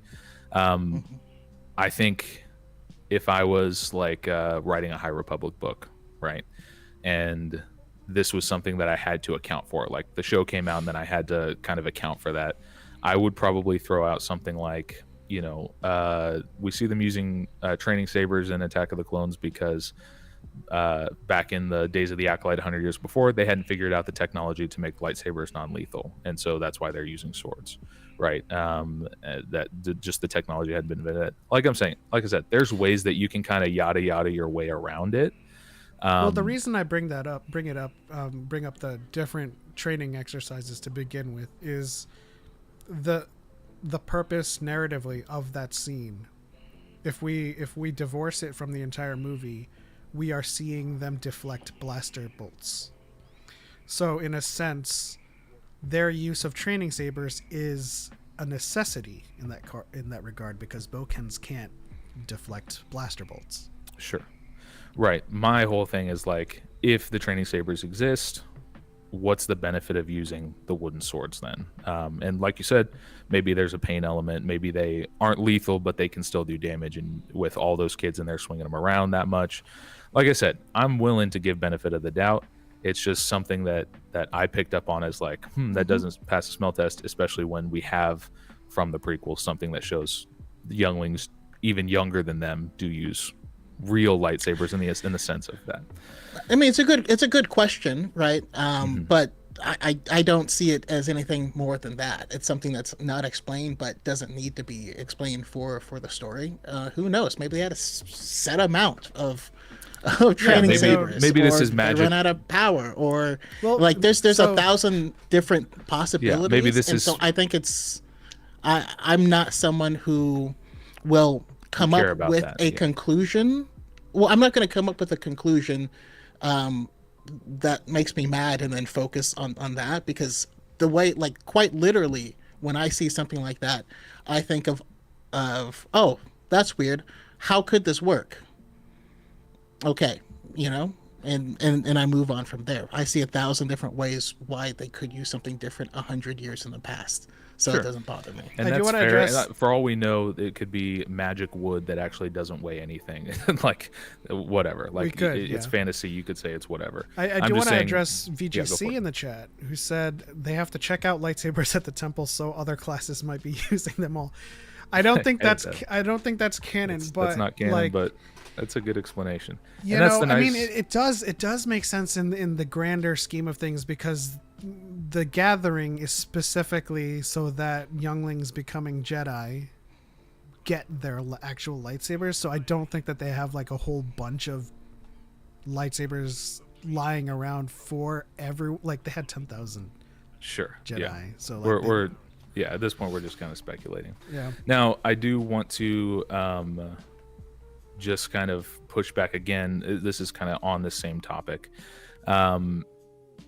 When I make the joke about this being a weightless weapon, right? And you have these, 100 pound, 120 pound actresses swinging them around like they weigh 150 pounds, right?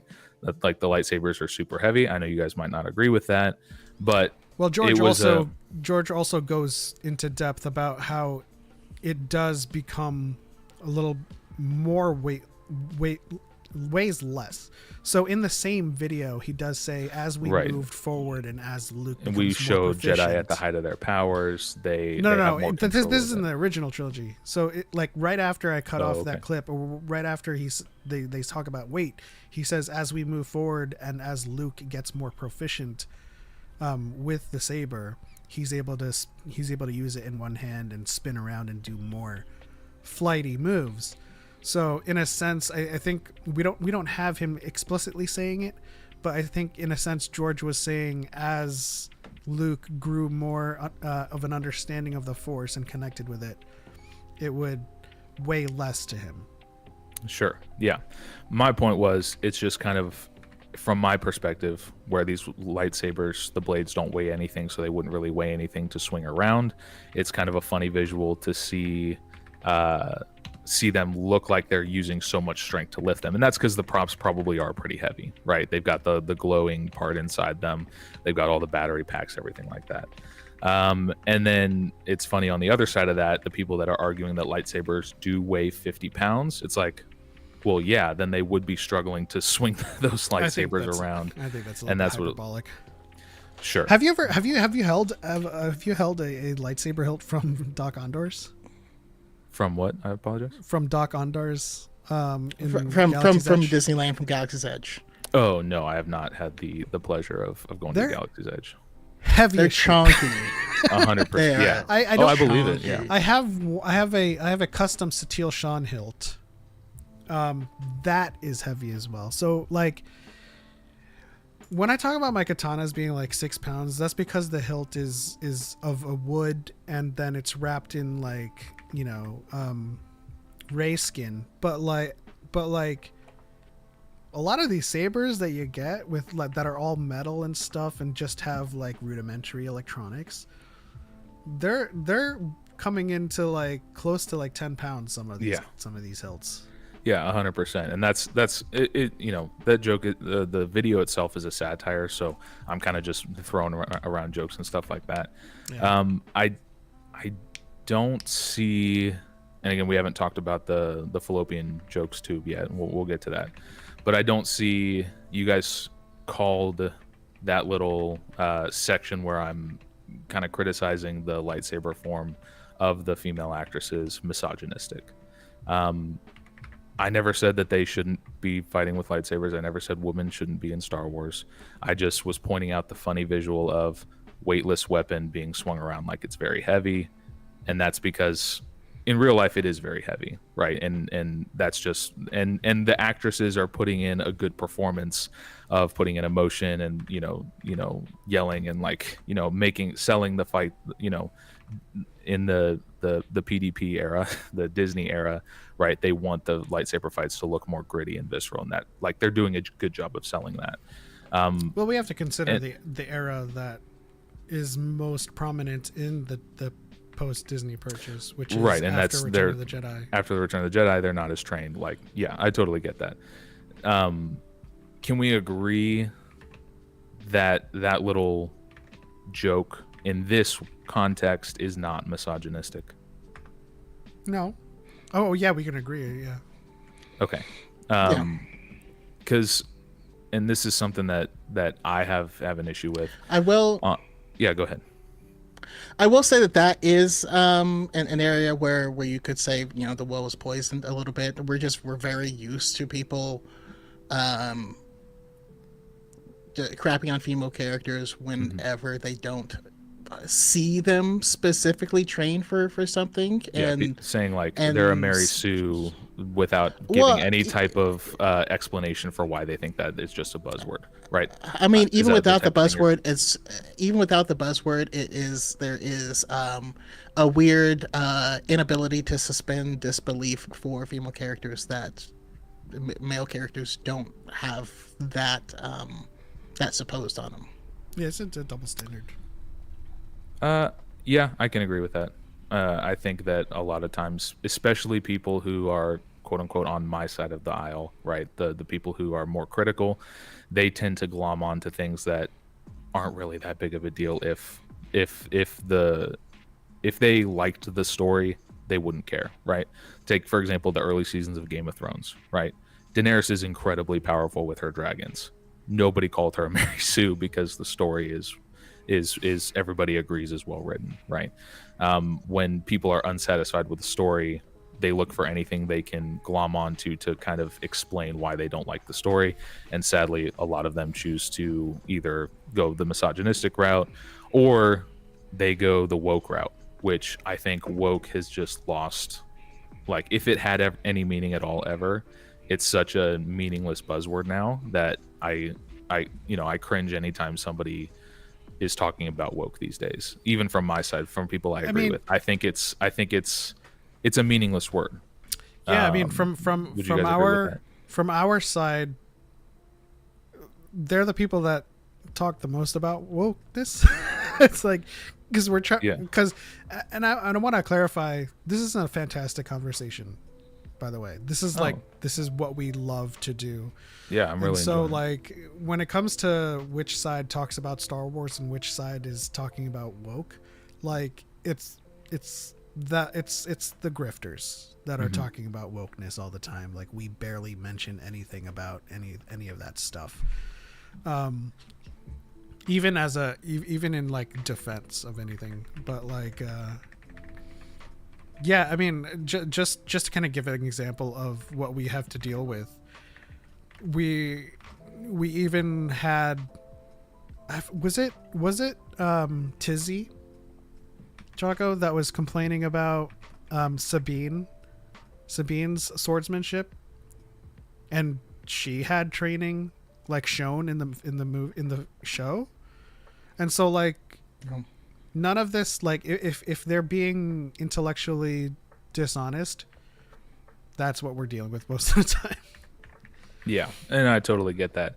But on the flip side of that, like I think complaining about wokeness is old and it's tired and it's dead.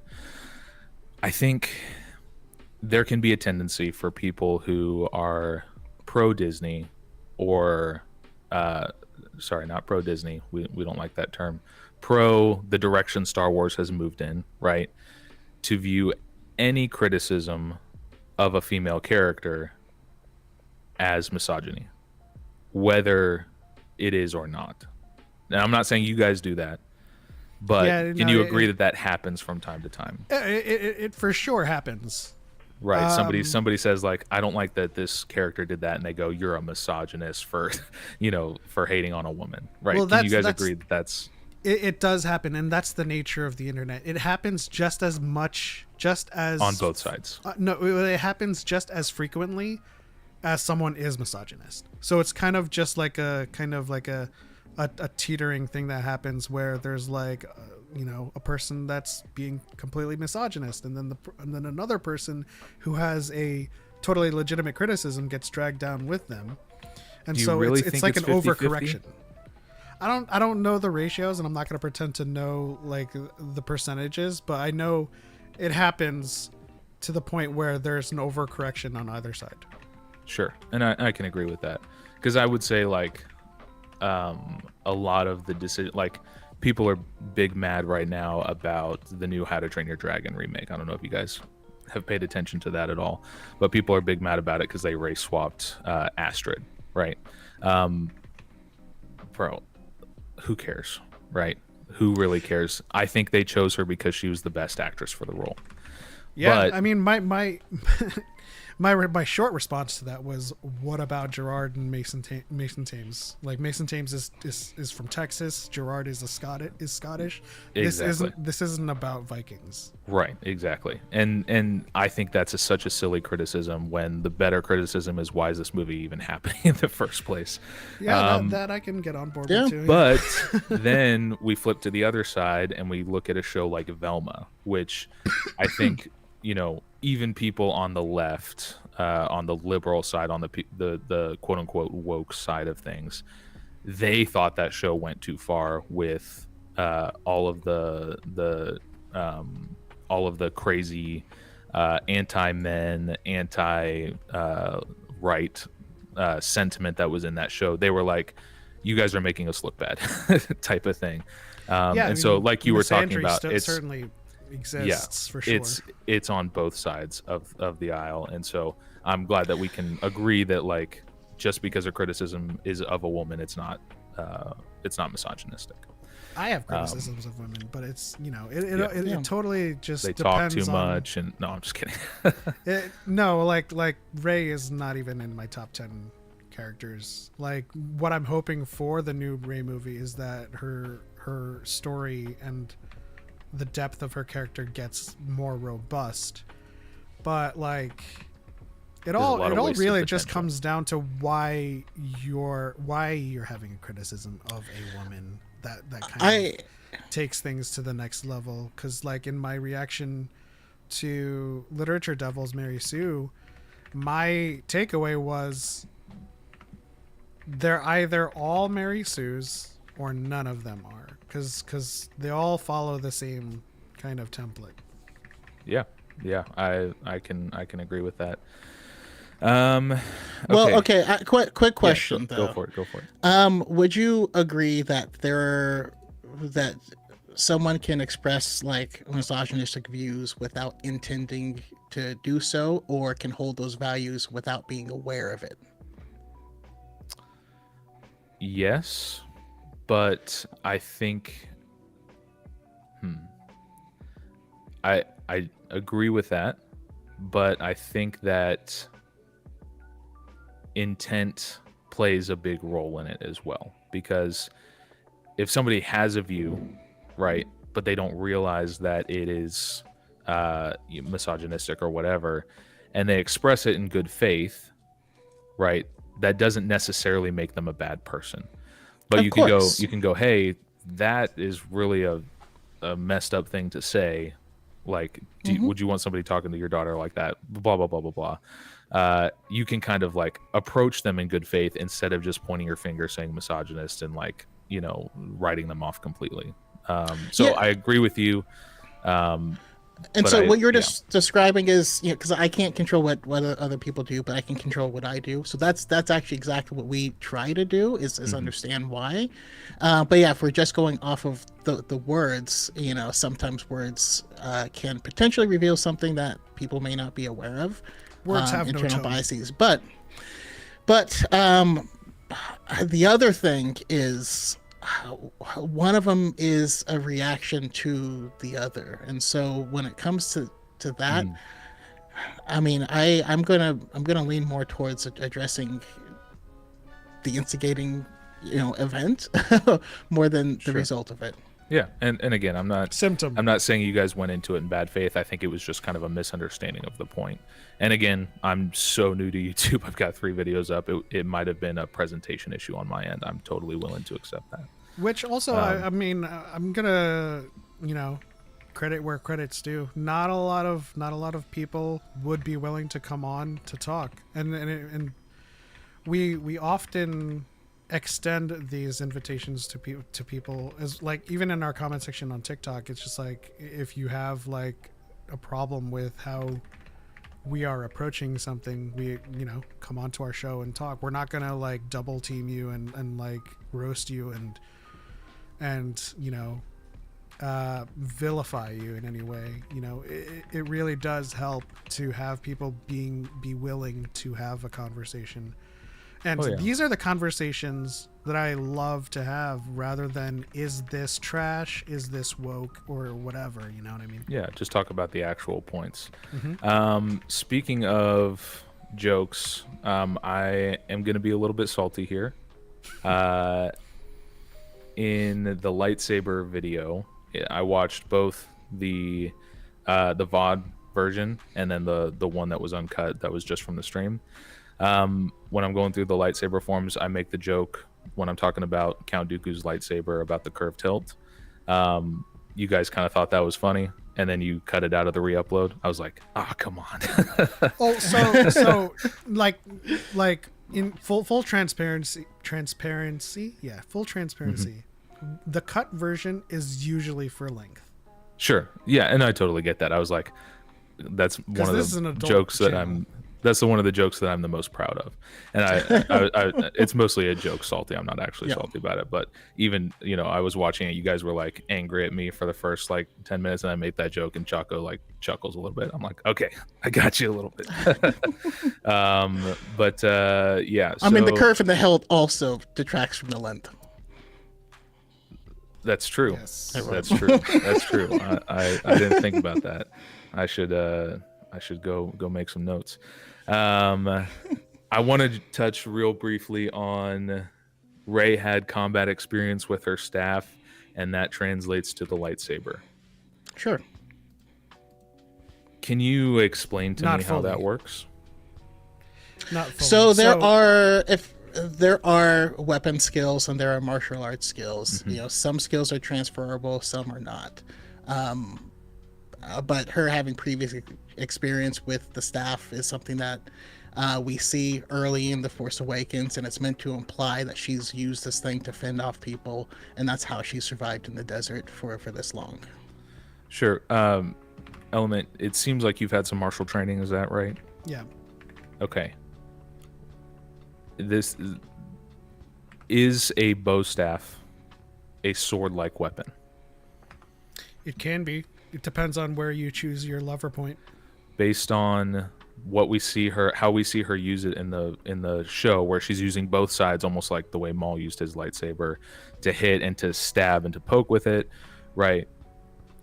Do you think that they're, and especially with how we've kind of agreed lightsabers are generally understood to work, how close of a comparison do you think it is, honestly?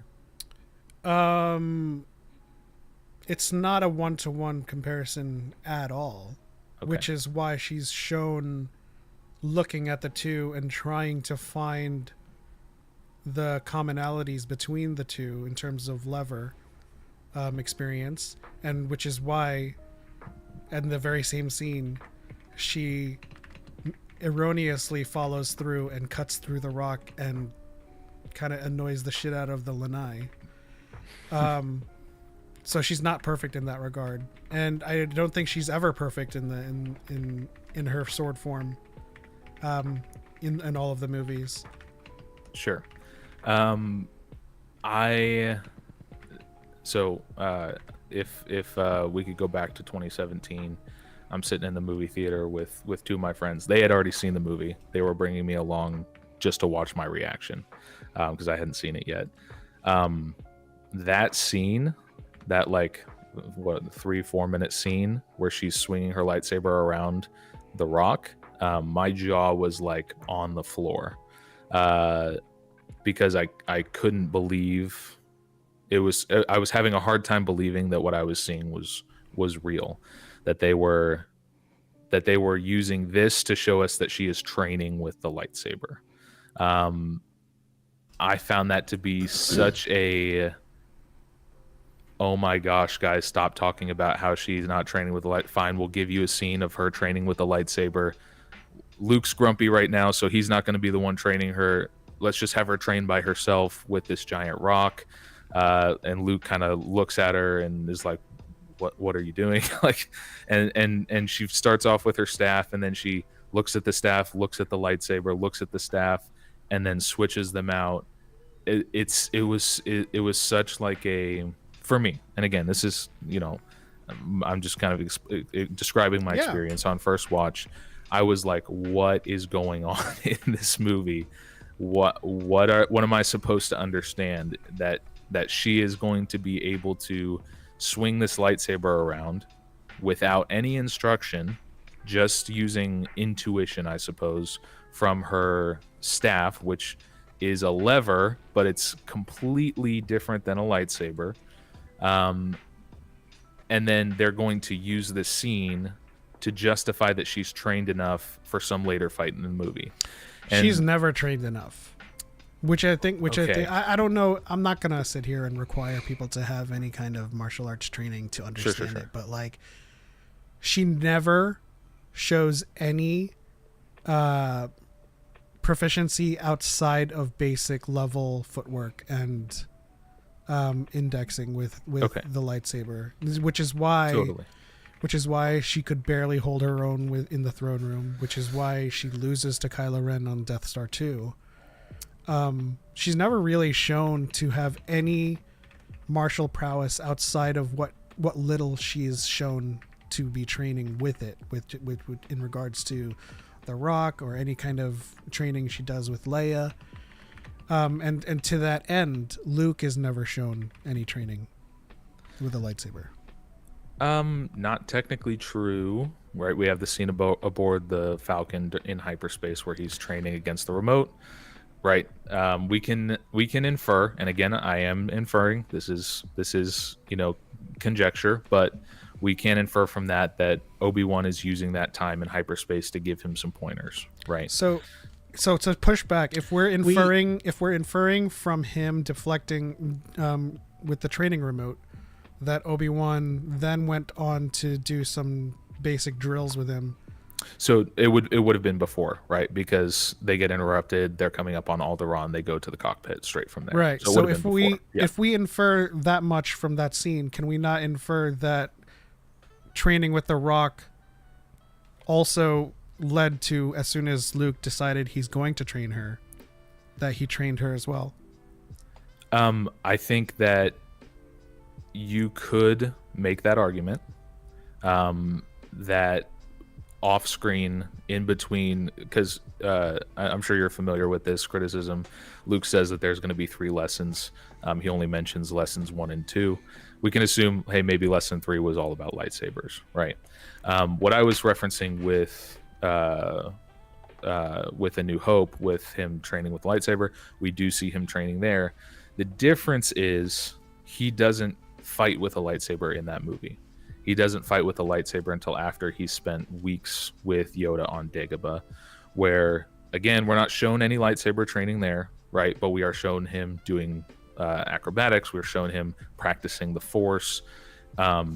It's reasonable to assume that Yoda, who is willing and actively wanting to train Luke into a Jedi, has included that in his curriculum. compared to Luke on Octo or Octo. I'm not sure which one. I've heard both ways. Well, here's that my pushback Luke, on that. That really Luke, quickly. one. Let me finish this point real quick.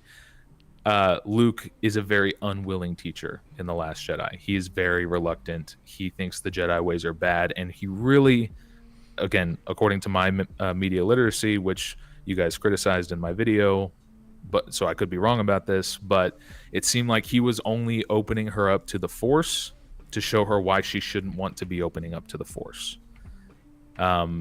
It's a dark thing. The Jedi had hubris. The Jedi are dead. They shouldn't exist. That's kind of his philosophy up until he goes to confront Kylo, quote unquote. Compared to Yoda, who is reluctant at first, but Ben convinces him to train Yoda. And that's the end of that scene is, I'm not afraid. Oh, you will be. You will. Like, he's like, all right, you want to go? Let's freaking go. I'm going to train you to be a Jedi. I think it's much more reasonable to infer, and the movie gives you enough goodwill to infer that Luke got the training that he needed on Dagobah to at least have the basics down to face Vader. Obviously, Vader's just kind of toying with him, versus what we see in The Last Jedi, where we don't see any training. We see one scene where he tickles her face with a leaf, and tells her that the Jedi are bad and she shouldn't be a Jedi. Now, correct me if I'm wrong. This is my read of the two scenes. I'm not going to say you're outright wrong, but I will say that it is a flawed reading of the scenes. So okay, tell me what's flawed. There's a fundamental difference between the two, and that's Rey has initial combat experience. Luke does not. Okay. He's a moisture farmer. He grew up in a relatively sheltered life with his aunt and uncle. Mm-hmm. So he hasn't had to deal with that. I mean, there's comics depicting him growing up and Obi-Wan doing all of his fighting and defending him. 100%, sure. So already Rey has an advantage coming into the training with some level of knowledge. But if we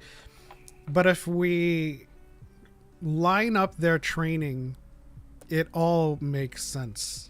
Because with the little training she has in The Last Jedi and the little training he has on Millennium Falcon, he doesn't fight, but she fights. She does. She fights 2 Praetorian guards and gets hit multiple times. True. So 100%. So it is relatively reasonable to assume that with her prior combat experience and having some rudimentary training with the saber, she can come out of that fight, especially with the help of Kylo defeating the second one. Mm-hmm. That's a relatively reasonable outcome. When we get to him training with Yoda, she is then training with Leia. So it's not sure. It's and not. I wasn't talking about Rise of Skywalker yet. I was mostly just focusing on that scene, and I get the comparison. Like it's the following movie. Their training is getting updated, right? And so with the throne room as well, there's an unseen factor, which is their connection to each other. Yes, I've heard about this connection. I believe your podcast is named after it. Yes. I don't want to really go down that rabbit trail. Are the Praetorian guards, are they just kind of like normal dudes, or are they supposed to be highly like elite guards? They're highly trained, yes. Okay. That's kind of the impression that I got. They're not Sith though. They're not Sith. Point that out. That's Sith, true. Or force sensitive, or right. Yeah, they're not. Yeah, totally. I get that. I imagine they've had probably decades of training. That would be reasonable to assume, especially if like the First Order stormtroopers are raised from birth. These guys probably got some good experience. And I would also say that they're probably not toying with her the way that Vader was toying with Luke on Bespin. They're probably trying to kill her, right? Right. So I get what you're saying. She has some combat experience. I don't see that as like classically trained combat experience. That's just her growing up being a scrapper, like having to defend herself. I don't know if she would like if you, with your martial training, went up against somebody who, you know, had a stick and fought with his buddies all the time but never had any formal training, you would probably be able to pick out his openings, his telegraphs, his footwork where you could catch him off balance, and it would probably be a pretty quick fight, right? Even if he... It depends, really. It depends. He could get lucky, right? I actually have a quote here.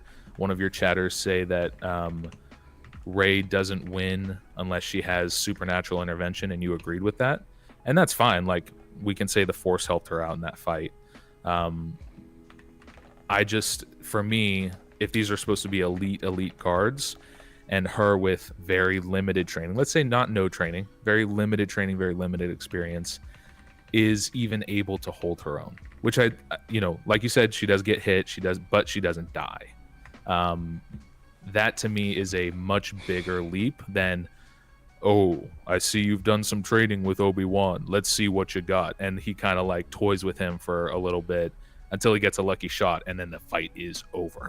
Like, immediately. Do you get what I'm saying? Yeah, I do. And I'm pretty sure Choco has some stuff to say, but I'll just say really quickly, I put a lot of value in homegrown scrappiness. Oh yeah, I do as well. It's not to say that someone that trains in martial arts can easily defeat someone that has just grown up fighting their battles on the streets. They will do things that are unconventional. They'll have, a tremendous amount of resilience that isn't, orthodoxly trained into you in a dojo or in like a training area. Mm-hmm. But in that sense, I think her scrappiness and her drive and resilience from surviving on Jakku is exactly what gave her the ability to stand up from being slashed and kicked down. Yeah, and I'll grant you that. Can you at least be willing to say you have to give a lot more grace and a lot more benefit of the doubt to the throne room fight scene than you have to give to Luke in the original trilogy? No.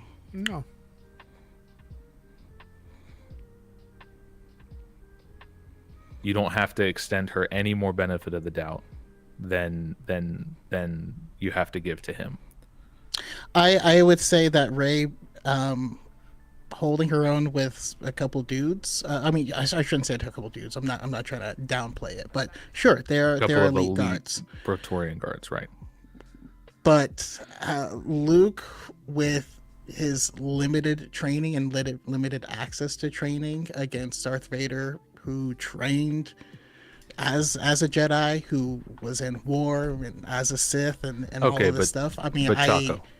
Choco, my boy, Vader was not on in that fight. Vader was toying with Luke. He was messing with him, right? We can agree that if the same Darth Vader that is supposedly in the Kenobi show able to pull a transport out of the sky as it's coming, if he wanted to capture Luke, he could have just thrown his lightsaber on the ground with the Force and grabbed him with the Force and lifted him up and thrown him in the hibernation chamber. Like this is Darth Vader we're talking about, right? Yeah, but Luke's not holding his own. Which fight are we talking about? We're talking about the one on Bespin, specifically. Okay, specifically Bespin. Yes, yeah, he's absolutely toying with him. Yeah, and even the throne room, right? They don't want to kill Luke. They want him to turn to the dark side. So he's still We're not going to equate the Praetorian Guards to Darth Vader. That's what Choco was doing. No, I mean I'm saying we can't do that. Like I'm but saying. You were saying so. I apologize. Correct me if I'm saying getting your view wrong. You said that Rey being able to hold her own against the two elite guards, right, who are actively trying to kill her, is the same as Luke basically, beating up on his dad's leg you know, when Vader is just toying with him. You equated those two scenarios. Am I incorrect in saying that? No. Well, we when you were- spoke, I was assuming you were talking about the throne room scene in Return of the Jedi. Okay, in which then that must be I my would bad. say Vader is so much above what an elite guards would that it's Well, wouldn't be a course. fair I'm comparison. I'm answering your question as to do you have to afford Rey more grace? More benefit of the doubt, let's say. That's a more clear way to say. And at that point, I was thinking of the Bespin fight, and even if Vader is toying with Luke, he still cuts his hand off, showing a prime example of their gap in terms of knowledge. The reason I don't afford Rey more grace is she is showing a basal level of combat experience along with the Force that allows her to dispatch one guard and then, with the help of Kylo, dispatch the other. And she doesn't do it, you know... it's not easy. I'll agree yeah, with you there. easily. She does put up a fight. And that's when I say... That's why I say we're not going to equate the Praetorian Guards to Vader, but she's not fighting Vader. The equivalent fight would be with Snoke, and she didn't even stand a chance. Of course, yeah, of course, he's OP for sure, except when he's not. Okay, let's I guess agree to disagree on that point. With the Praetorian Guards, I made a little throwaway line about, you know, lightsabers bouncing off even the most basic types of armor, right? And I used the wrong visual there. I used a visual of the fight in the Praetorian, them fighting the Praetorian Guards. A much better visual there that I should have used was from the Obi-Wan Kenobi show, where his lightsaber bounces off of the stormtrooper armor. Like, obviously that was a mistake in the filming. It wasn't supposed to do that. It was probably supposed to slash. They probably didn't have time to add in the special effects or whatever. However, the one thing I'm going to take issue, because you guys jumped on that right immediately, right? Because the Praetorian Guards obviously are not wearing basic armor. They are wearing, electromagnetically sealed armor that's supposed to be lightsaber repellent. I believe you pulled out the visual dictionary to talk about that, right? Yes. Cool. Not repellent, resistant. Resistant, sure. So, and again, this was probably just a misspeak from you guys. I'm not saying that you guys did anything necessarily wrong, but the quote that you guys said in that moment was, "Pause the video. You know, I'm going to show you what's actually going on." You pull out the visual dictionary. You say, actually, you know, it's electromagnetically sealed armor. It is lightsaber resistant. It's not basic armor. You know, you idiot. Did you even watch the movie? Was what you said. Is that a direct quote? That is a direct quote. I have the timestamp if you care. And obviously that was probably just a misspeak. You probably meant like, did you even research this video? Like that type of thing. But I'll take that timestamp because I don't think I ever called you an idiot. There was language to that effect throughout the commentary, and that's fine. Like if you thought I was an idiot going into the video, it's fair. Well, to I mean, we're we're here to clear the air and not misrepresent each other, right? So yes, let me the exact quote should. Let me find. And if I did call you an idiot, I would apologize for that. But yeah, no worries. And again, like I said, it was probably just a misspeak. Real quick, I just want to address Delta Leo in the chat. He seems to be confused on a couple of things, but in The Last Jedi, Rian Johnson specifically used those bombers because they were not meant to do exactly what they were being used to do, right? They were meant for bunker busting. They were ill-equipped for the job that they were being used to do, and so their destruction was part of the story. Them being terrible for what they did is actually part of the story and part of why Poe's objection failure. to the bombers?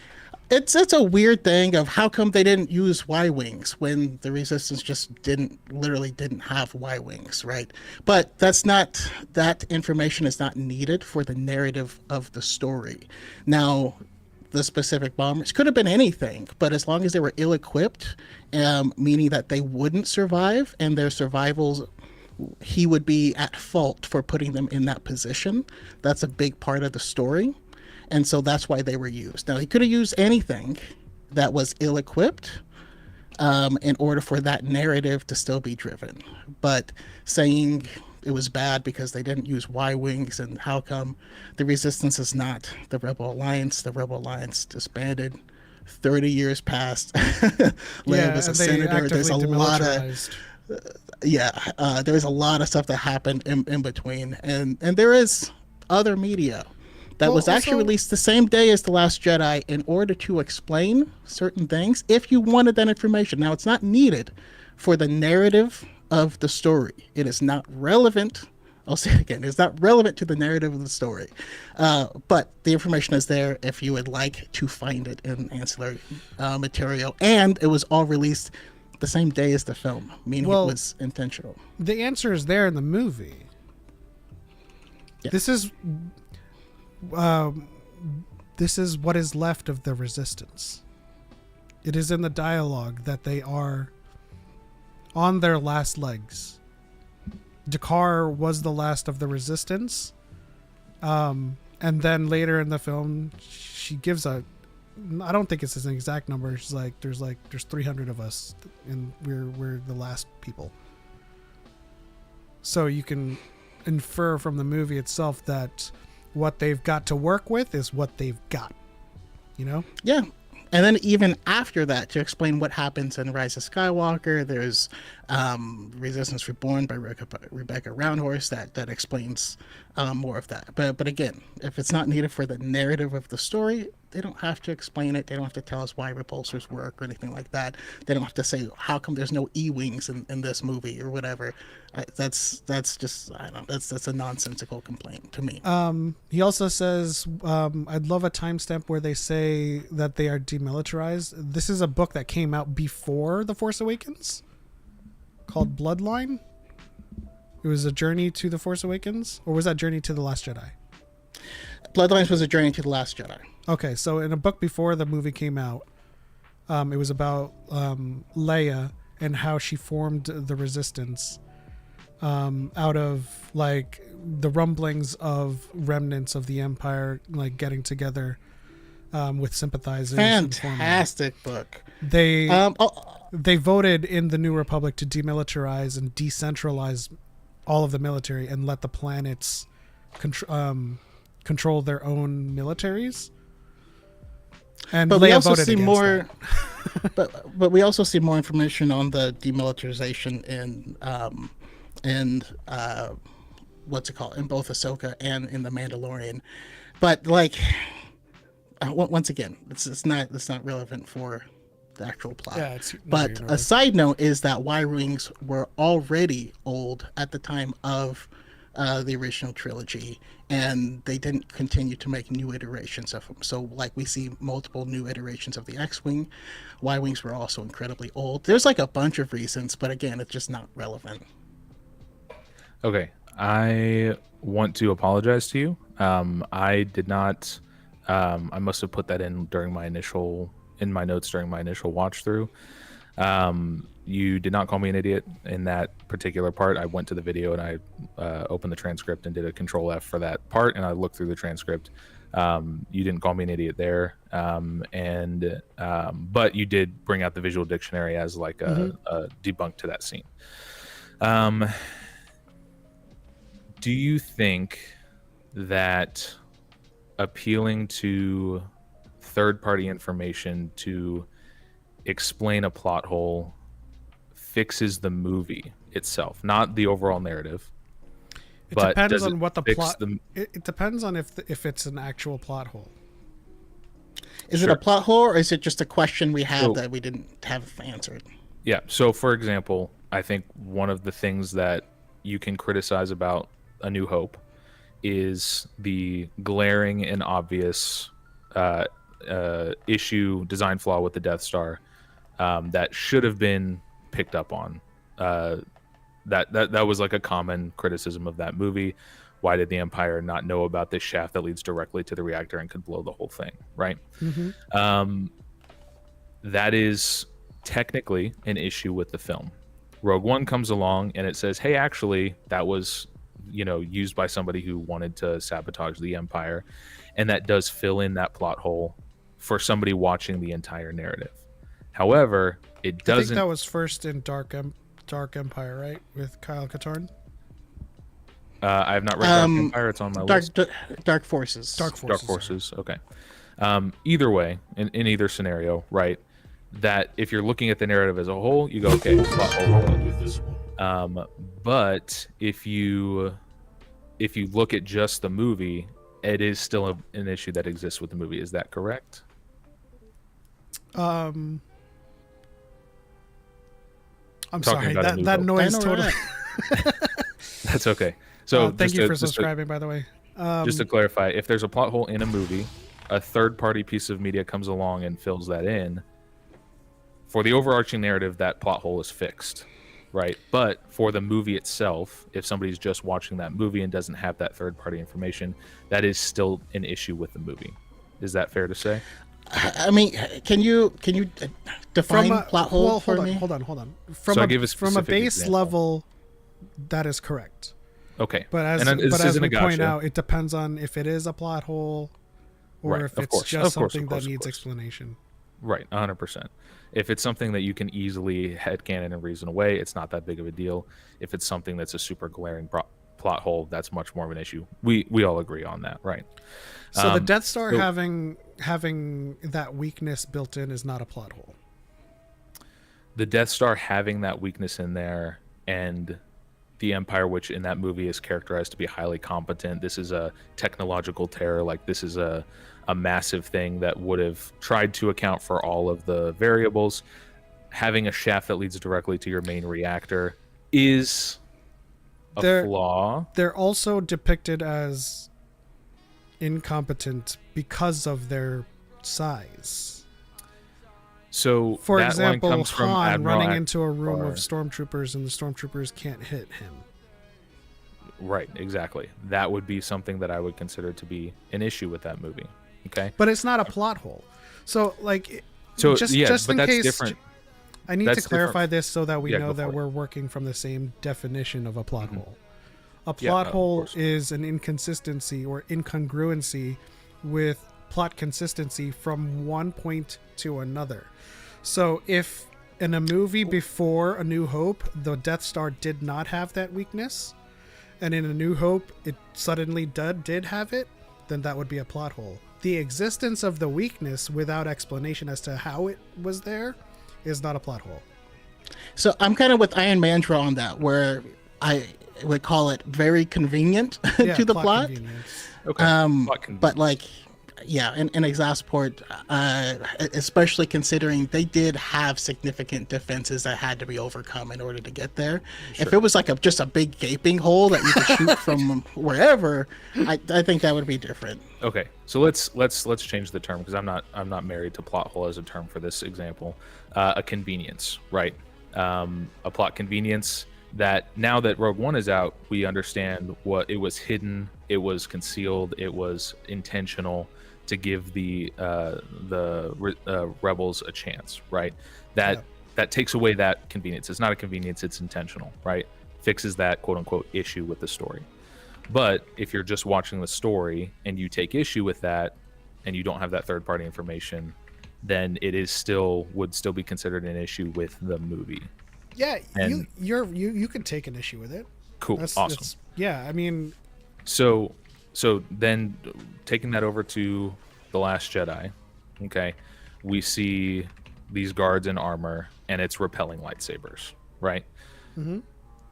To someone who doesn't have the third party information from the visual dictionary, like, you might have to go, okay, maybe it's special armor that can repel lightsabers, right? But you also go, wow, that's crazy that it's really convenient for those guys who don't go up against people with lightsabers ever, that they have armor that's specifically designed to deflect the lightsabers, which I guess is, I suppose now that I think about it, if you fire a blaster bolt, it would probably repel that as well because it's similar technology. I'm not sure. I mean, so I like to do this a lot. I mean, it's neither a like or a dislike or an issue or not, but I like to kind of bear things out and steelman it.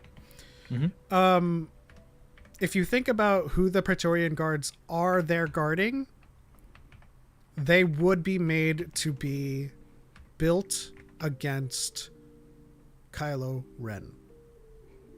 So their equipment, like their vibro blades and their vibro daggers and their armor, would be built to defend Snoke against the only lightsaber on the ship at all times.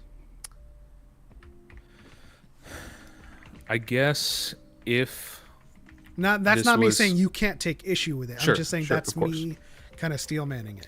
Of course, if I were to what's the opposite of to go against your steel man? Whatever. If I were to kind of argue against that, to kind of push back on that, I think that would be a good argument if Kylo and Snoke were Sith, because the whole thing about Sith is you kill, you try and usurp the power of the Master. Well, that's not exclusive to the Sith. It's not exclusive to the Sith, but if you're saying like, the very same thing existed in Hux, right? He was like, I don't care if you win. I just don't want Kylo to. Oh, I don't care. Because Kylo completely abused him. Yeah, but yeah, I get what you're saying. The Steel Man, I see where you're going with that. I suppose I don't know why Snoke would be afraid of Kylo. I guess it's because he can't read his mind very well, because he didn't realize he was turning the lightsaber towards him and not towards Rey. That seemed a little bit silly, but based on the power level that we see from Snoke, where he like picks up Rey and flings her around the room or whatever, like I don't see how he would see Kylo as a threat. Maybe sometime in the future. Again, this is a little bit pedantic. The main point that I'm trying to get to is you brought up the visual dictionary reference as this guy doesn't know what he's talking about moment, which is on me. I should have researched better and I should have used a different visual. Well, no, that wasn't the motive behind taking out the visual dictionary. The motive behind taking out the visual dictionary was to put like an ipso facto on what their armor was with a citation. Like, it's not me saying like, oh, this guy should have had this visual dictionary to research. You're just countering the point. I'm correcting the information and putting that detail in there so people know that that armor is in fact resistant. What I would say is that if in fact you see something repel a lightsaber, is it not reasonable to then subsequently assume that it is resistant to lightsabers, like the first time we see Din Djarin block blaster bolts with his gauntlets? So the little bit of difference there is that in the show they big up Beskar big, like they talk about how it's lightsaber resistant. That's not something you have to look to third-party media to kind of explain. They explain it for you, because Dave Filoni is not a particularly subtle writer. Right, but we didn't know that when he first deflected the bolts. Sure, but if you're watching, and then he fought Moff Gideon. Oh no, we did know from. Yeah, I think we would Edge know at Street. that point from. Yeah, in comparison to that with The Last Jedi, it seems like something that you wouldn't, that if you took issue with it, that wouldn't be your fault for taking issue with it. It would more be the movie's fault for not being more explicit about what's going on here, because we've seen how effective lightsabers have been in the past. Like I said, I showed scenes from the prequels where they're just mowing them down like they're made of paper, cutting off limbs, like stuff like that. And then you see them go up against this, what appears to be just normal armor. They look like they're kind of ripping off the Imperial Guard from the throne room in Return of the Jedi, right? I don't again, think like, that's something that I agree with. I don't think it's an issue with the movie. You said. If it's something you take issue with, Right, right? Some people don't take issue with the exhaust port in A New Hope. Some people do, right? It's not necessarily. So what I'm trying to say is, if you, in fact, personally, not you, but if you as an audience member personally take issue with something like that, it is not a problem with the movie or an issue with the movie. It is a problem with the viewer. But if the only way to explain that is... You don't need to explain it. It's not relevant to the story. Well, no one explained how Luke was able to use telekinesis the first time he used it. We just said, I guess that happens. No, it's a little bit different because it does change the story if you swing at the Praetorian Guard and instead of cutting off his arm, it bounces off the armor. Well, no, it doesn't. So what I'm trying to say is, it's not narratively relevant to know that is in fact resistant to lightsabers. You see it happen and you go, that must be resistant to lightsabers. In the same way that Luke, for the first time, we have never seen telekinesis other than a force choke from Vader. For the first time, he pulls it to him. Then we can reasonably assume that is something the Force can do. I mean, you kind of defeated your own argument there with Vader using telekinesis already with the Force to choke him. But that is not an equivalent to pulling a lightsaber. In the same movie. No, separate movies. The pulling the lightsaber doesn't happen until Empire Strikes Back. But I'm not equivocating the two as telekinesis because, well, we're arguing retrospectively, having known this information. As a first-time viewer, you're not looking at a force choke or him choking the air and choking the was it Nita? Mahdi. Mahdi, yeah. You don't watch it for the first time and say, oh, so then he should be able to pull objects to him. Because it was a chief criticism of Empire Strikes Back then. Like, how did he do that? I mean, we could say something of force lightning, or we could say that with lots of stuff. Force powers kind of go off the rail the longer it goes on because people want to just up the ante. Yeah, I mean, the biggest Deus Ex Machina is literally the Force Ghost of Obi-Wan showing up and then being like, "Go to this planet, so we can move the plot forward." You know. Sure. I know. Love the film. Yeah, 100%. And like I said, I'm not one of those people that pretends the OT is perfect and the Disney movies are the only thing that are bad. I think there's issues across all, and we'll get to that more if we have time to chat about the hyperspace video. So to push back on that, I mean, like, this isn't a case of whataboutism. Like, it's not. Oh, like, no, I'm not saying it's not that's like what you're doing. We're not trying to paint an issue on all of the movies. It's just that there are cases where, in this case, it's not a problem of the film that you take issue with them not explaining its magnetically sealed armor. So it's the problem of you taking issue with it. Well, the kind of pushback I would give to your pushback would be the movie, for someone like me, that's at the climax of the movie, right? I did not have my suspension of disbelief had already been broken. My goodwill going into that scene had already been broken, and so I couldn't tell. And again, that might be on me, but because of the issues that I had taken with it, with a lot of the action, and even in that scene, the choreography is really bad.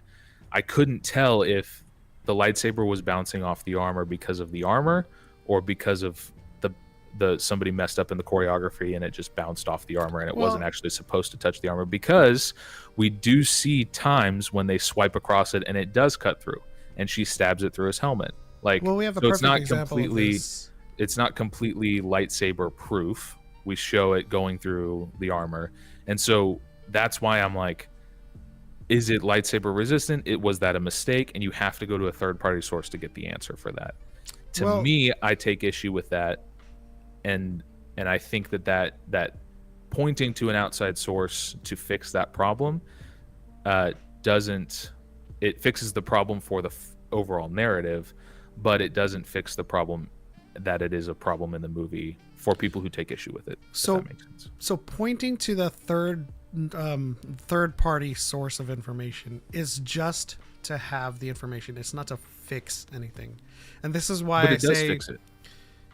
Well, it doesn't fix anything for me because I knew that that armor would have been resistant. Like Right, but you heard that I had an issue with it, and then you go, "Oh, I can answer that question for you. Here it is in the dictionary." Well, like I explained, but pulling like, that out was just to provide that lore fact.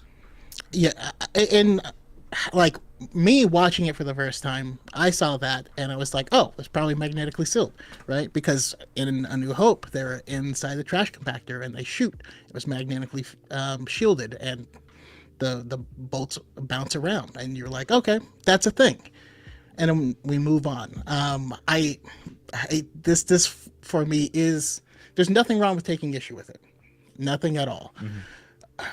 I just think using third-party sources is fine, because so much of what we watch and love in Star Wars, there's just a lot of information that's in the zeitgeist that comes 100%. from third parties, And that's not a We fix, also- and that's I'm We not. also have I'm an not example in Attack of the Clones of a lightsaber not cutting, which is Dooku versus Obi-Wan. And so you can even infer from that some strokes just aren't deep enough.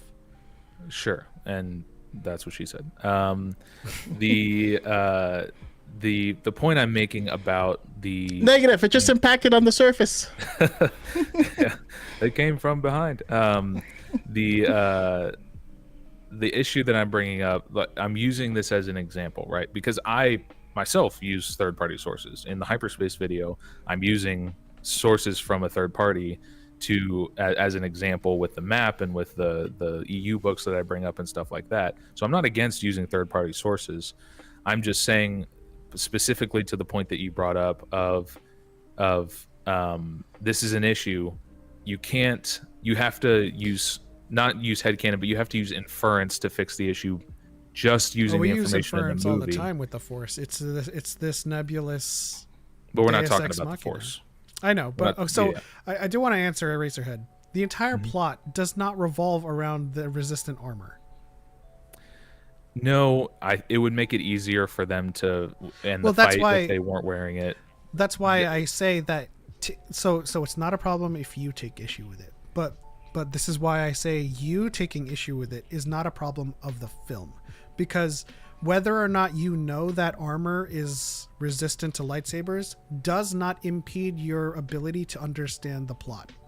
Okay, so let me throw this out there to you, and then we can move off this topic, because Sure. I don't think we're super getting anywhere with it. But in the Kenobi show, right, stormtroopers hanging out there, fighting Obi-Wan. Obi-Wan rakes his lightsaber across him, and it bounces off, right? This is just a guy hanging out at Fortress Inquisitorius, which is a very cringe name. He's not got the elite armor. You would agree that is a mistake, right? That was probably a choreographed mistake or a special effects mistake. I'd have to watch the scene again, but I would Okay. agree based on if your description. If of I'm it would be. describing it correctly, then that would be a mistake, right?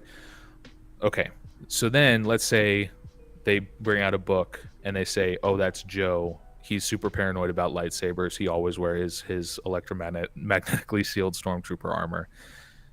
That technically, for the overarching narrative, for somebody who has that information, fixes that scene. But if you're just watching that scene as it stands and you don't have that third-party information, it is still an issue with the scene.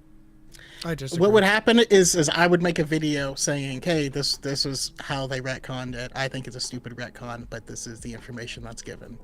Right. But I that's how also it's- disagree how it's seen. But with that characterization, because again, I say knowing if it's a mistake or if he was wearing lightsaber resistant armor does not significantly change the plot, or even at all. He just slashed him, and if it went through, it went through. If it didn't, it didn't. But he took him out. But It's not an issue significant. with the plot. It's an issue with the craft of making the show. Sure. Is kind of what I'm pointing at. Sure. Okay. We have that So- all across the board.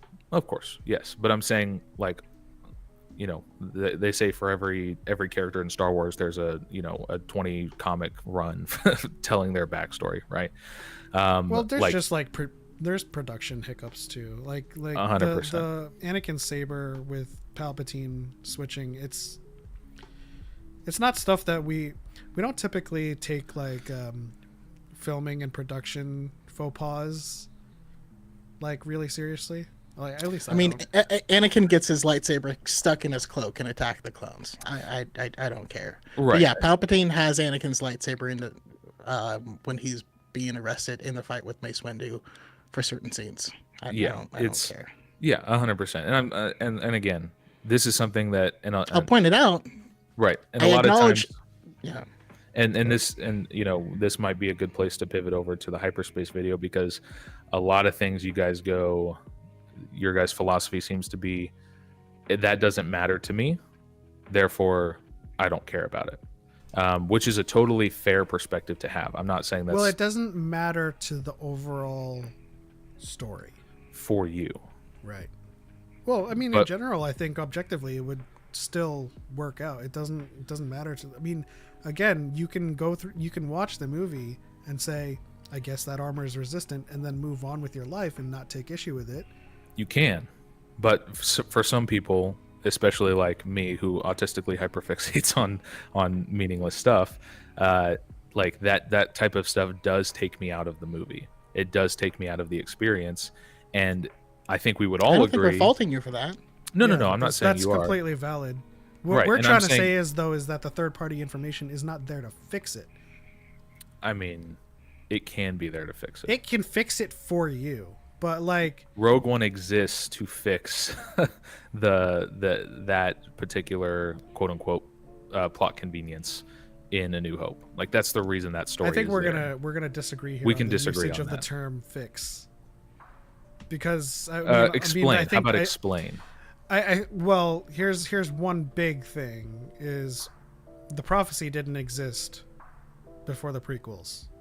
Was George fixing the original trilogy with making Anakin the chosen one, or was he just kind of making shit up as he went? No, I don't think there's anything in the original trilogy that's like, how is Vader this powerful? How is Vader able to do this, and that? That doesn't make any sense unless he's the chosen one. I think you see more of that in the prequels where he does some crazy stuff and they go, well, he's the chosen one. So, okay, just a little bit more context. Yeah, go for it. The way Obi-Wan describes him is that he was the best pilot he's ever seen. But he doesn't... Okay, that could be hyperbole, though. He was the Right. best starfighter in the galaxy. It's like, you know, And then- oh, my mom is the best cook in the world. Like, okay. But You then, know. but then Which she it's is. revealed in Empire that he is Luke's father. Uh-huh. So adding on the whole prophecy and him being the chosen one and him being the reason the Jedi don't exist anymore is that I mean, George that's- Lucas fixing the fact that what Obi-Wan says about Guardians until the dark times. Like, is that him fixing that issue, or is that just him No, it's him saying, "Hey, expanding there's some on it. story there. Let's put some story there." Yeah, but I see that as much different, as much, a completely different thing than, oh, this thing doesn't make sense unless you read the third party thing that says that it makes sense. And you see this like movie novelizations these days pretty much exist to fix any issues with the movie that exist, because they have just so much more space. In Force Awakens, it was a major criticism even back then when most people were positive about it, and it's a thing that I take issue with, of Rey being able to not die immediately when fighting Kylo Ren. The novelization comes out and it says that when she was in his mind and he was in her mind, she downloaded some of his knowledge of lightsaber fighting, and that's how she was able to hold her own against him in the fight. Now, No, that's not true. That's what it says in the book. The novelization does say that she. I mean, it does say that she was able to grasp his command of the Force. It does not Right. say that that's how she was able to survive. I mean, I'd say pretty I mean, explicitly we're shown the power of a bowcaster over and over and over again, and then show him get shot in the side with it. It's like a literal Chekhov's gun, and that being the primary reason. And even in that scenario, he still whomps her like the vast majority of the fight, and she only hold on. survives because he stops to recruit her. The crux of the fight isn't the bowcaster wound. The crux of the fight is in his It was quote. him being torn. Yeah. Is his quote. You need a teacher. I can show you the ways of the Force. And so, ergo, he wasn't trying to kill her. And I can But make the assumption right now with good authority that if he was trying to kill her, She'd he be dead could for have. sure.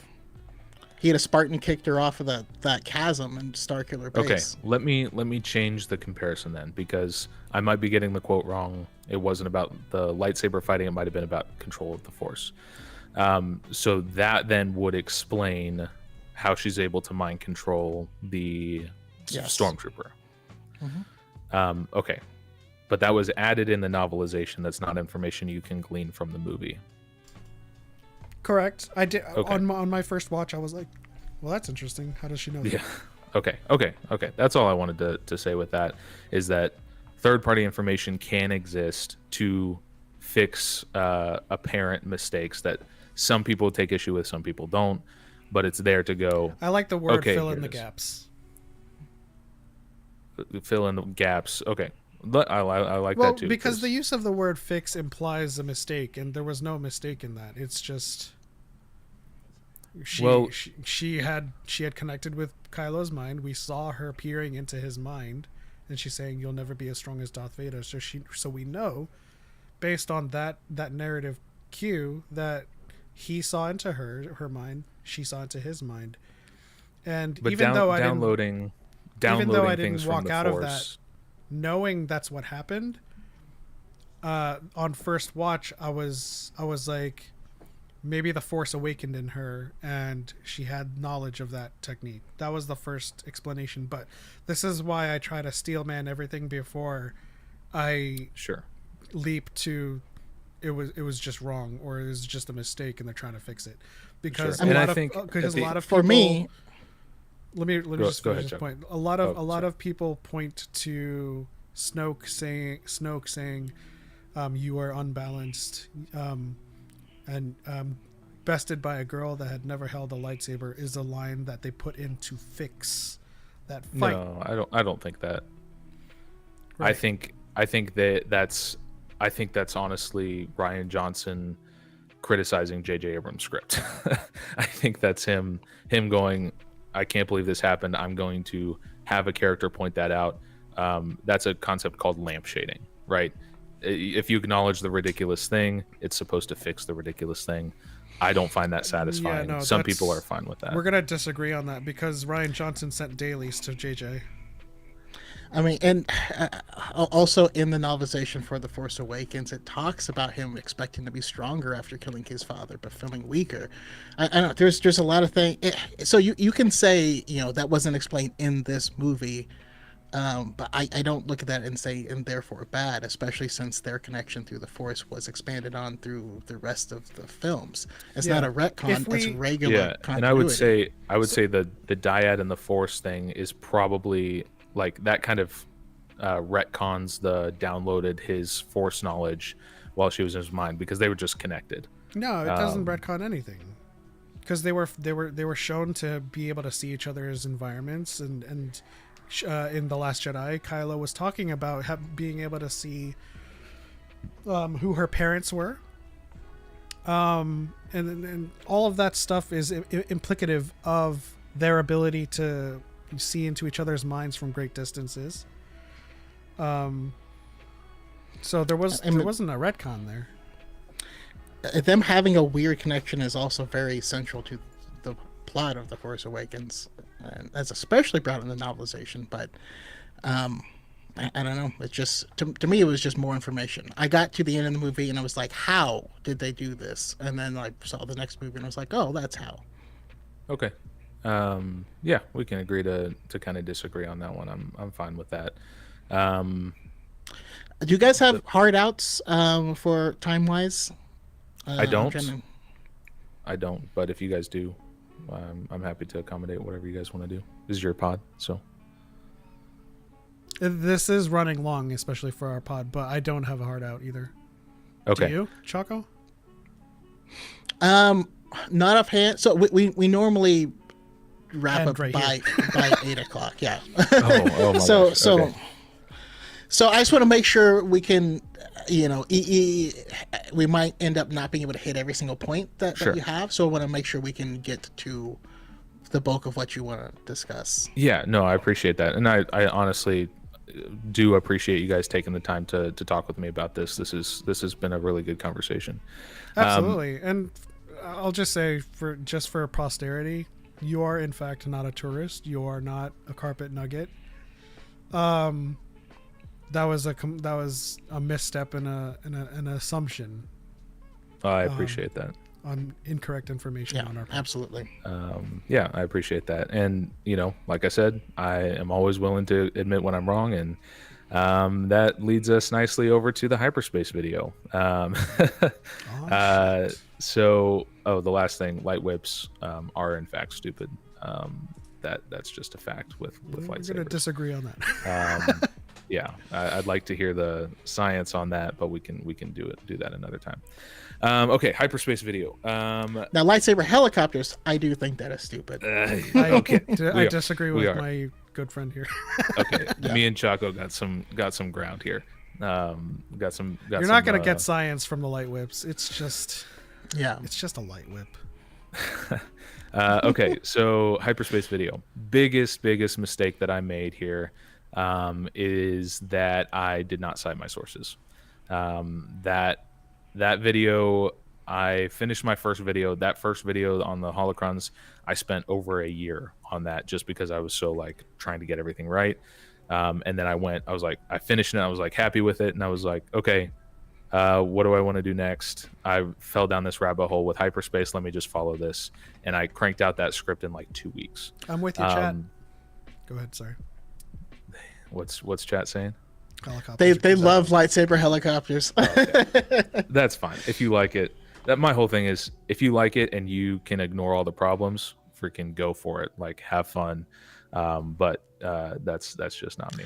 What's funny is I actually don't have a lot of problems with it. I just don't like it. Yeah, and there we go. Yeah, not citing my sources, biggest thing here. Another big mistake I made was when I was talking about hyperspace skipping. I said that they were skipping to planets. You guys pointed out that actually weren't planets. They were in the middle of space. They weren't jumping into atmosphere. So got that good to go. Not they weren't, those locations I guess weren't big enough to create mass shadows. Is that kind of the idea? Well, to create a shadow, you would need to have mass. Okay. Big enough to create a shadow. So yeah, like a planet or obstacles, an obstacles interdictor in cruiser. space would have shadows, but then it wouldn't be a shadow that is. It wouldn't be as enough big to as a planet. necessarily trigger the safety feature to bring them out light years away from that. Yeah, that's fine. Just a real quick aside, kind of the way I like to think about it is in dimensions, right? If you look at 2 dimensions, like a flat plane, you can drive your car, right? But if there's a wall or a fence, you can't go through the wall or fence unless you move in. But if you can fly, you're going in a third direction, right? That's a third dimension. Right. Yeah. No, I'm with you on that. I'm that's not the issue that I had with it. My issue was from the movie, you can't tell. It kind of looks like they're jumping into planets because you're not seeing the full structure. You're just seeing, oh, here's some glass spires.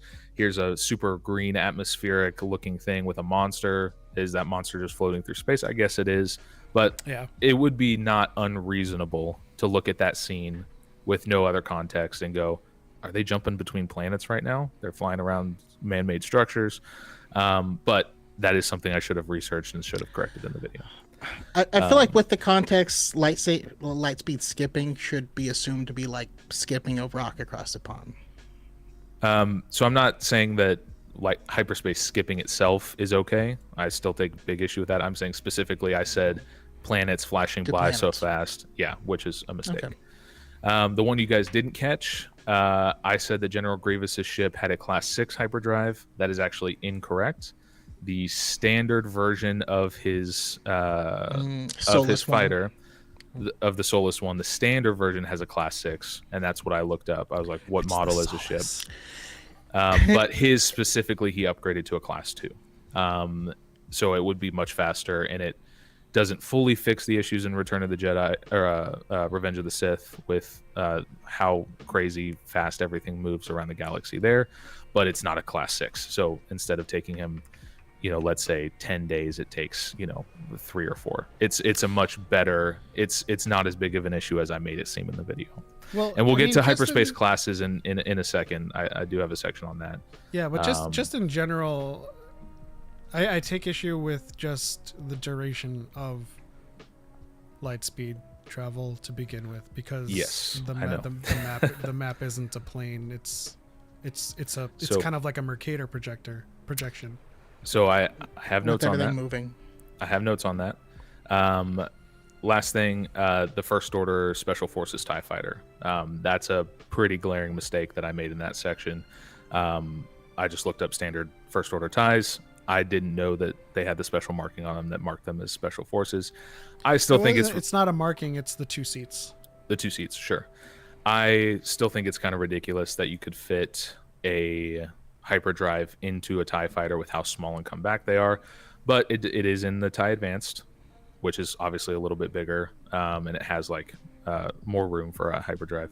It's not out of the equation. I think it's just silly, and the fact that 12 of them had it in the Rise of Skywalker, I thought was very silly. Okay. I mean, one of the things I think is super silly is when they show the behind-the-scene photos of X-wings, and you see R2-D2's little feet sticking out the bottom of it, yeah, because it's not big enough. Yeah, I get what you're saying. I get what you're saying. Yeah. So. Couple of quotes from you guys about hyperspace, about the hyperspace movie. These are pretty early on, and it was confusing me when I watched this, because this was the first one I watched. Obviously, this was the first video of mine that you watched. You guys are pretty.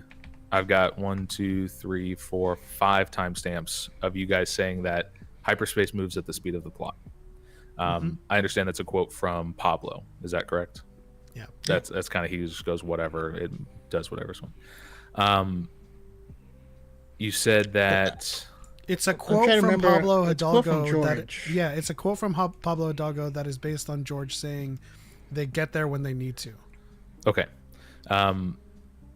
You also said, I believe this was Choco's quote, in all of fantasy, there are no rules. It's only what the writers want to happen. That's an oversimplification, but yeah, there's hard magic and soft magic systems. Yeah. Yeah. And we can agree Star Wars is pretty soft sci-fi. It doesn't have super hard rules, but I just wanted to give you that quote, give you the opportunity, because that's a wild quote. Especially my brother is a massive Brandon Sanderson fan, and he has hard magic rules. True. He tells me about it all the time. Everything in fantasy is impossible until they show it done. That, I believe, was another Choco quote. I don't find that satisfying. I think that if they showed a human being jumping off of the Empire State Building and then getting up and walking away, I wouldn't just accept that, because humans can't do that. It depends, though. It depends. I said a human. No, I'm saying it depends on the situation. That situation you're describing, yeah, it is less likely to be a thing, right? And that's like taking it to its extreme, right? For the sake of the argument. But when Luke says, "Oh, that's impossible," it doesn't mean that it's actually impossible. Right. There's a difference between saying something is impossible and there's no way that could actually happen, and then him saying, "Well, it's not impossible. I used to target womp rats in my T-16 back home," right? Yeah. It was So. This is a quote from you, Element. You said, I said, we're gonna take a look at all of the movies and see how they deal with the rules of hyperspace. And specifically, I think I mentioned Disney is not consistent. You said they are very consistent with the rules, and there are no rules. Yeah, that was hyperbolic. Okay, so you're saying like it doesn't matter is basically what you're saying. The chief takeaway from that is there really isn't any rules. Okay, I agree with Choco's sentiment that everything that happens in Star Wars is unprecedented until it is done. Sure, but the more crazy things you show, I think the more you kind of go, well, why didn't they do that before? If this was something that was possible. To which I say, because they didn't. And to me, that's unsatisfying as an answer. And That's to you, that valid, might you know, be fine. Like, Obi-Wan was pretty selfish to not force heal Qui-Gon and give him some of his life force to heal his wound. And to you, you'd say, well, it doesn't matter because they hadn't thought of force healing yet. Well, the force healing bit from Obi-Wan to Luke in The New Hope is complete fanon. No. I'm talking about retroactively from the Rise of Skywalker and the Mandalorian. So that idea that he should have healed comes from the fan convention that he used healing on Luke. Okay, when but we can agree. When people started speculating on that, then they were like, well, then why didn't he heal Qui-Gon? I would not have made that jump. If people make that jump, I would disagree with that. Seeing like Luke knocked out, Obi-Wan puts his hand over his eyes, closes his eyes, like, okay, maybe he's like checking to see if he's okay with the Force medicine. Right, blah, blah, blah, blah, blah, blah. You look at so if you don't make that jump, where does force healing come from then? I'm saying retroactively from the Rise of Skywalker. Like you introduce it in Rise of Skywalker as something that someone with force very... healing, in which instance are you talking about? Any of them. Healing the snake, healing the stab wound, healing Grogu, healing Mandalorian's armor, or his cut from the Borg monster, whatever the thing is. Because when Rey being dead, when Rey does it the first time, she says she learned it from the books. Right, and the books were written by Jedi. Ancient. Right. Yeah. So those are not books that were in the Jedi's library, right? The library books were all destroyed and taken and yada yada yada. I think Luke says they were lost for thousands of years. What a terrible thing to lose, the ability to resurrect your whole army. No. Healing is in the book. Resurrection was not. That power is exclusive to the Dyad. Sure. Which is why Palpatine a power unto life itself. Yeah. That's fine. I think the whole Dyad thing is ridiculous, but that's for another day. Are you a fan of Revan and Bastila? I have not read any Revan, and I have the next video game I'm going to play is going to be Old Republic stuff. Cool. Knights of the Old Republic. Then yeah.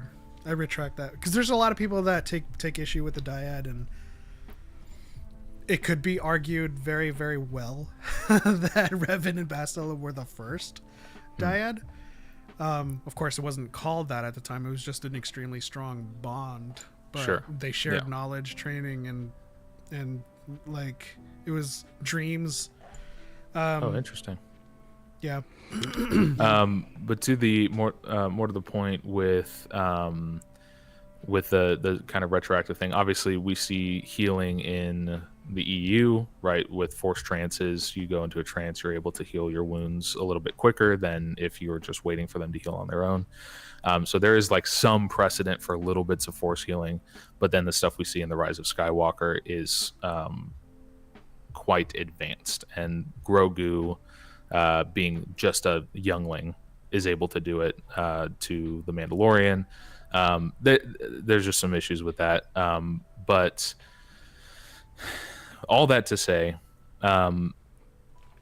it happens because they show it happening, is kind of, it, correct me if I'm wrong, happens at the speed of the plot. That's kind of your guys' philosophy with hyperspace travel. Is that fair to say? Yeah, because we're never given any timelines to kind of steelman that. Sure. Yeah, I'm just asking if that's inaccurate based on the quotes that I have from watching your review. Yeah. Okay.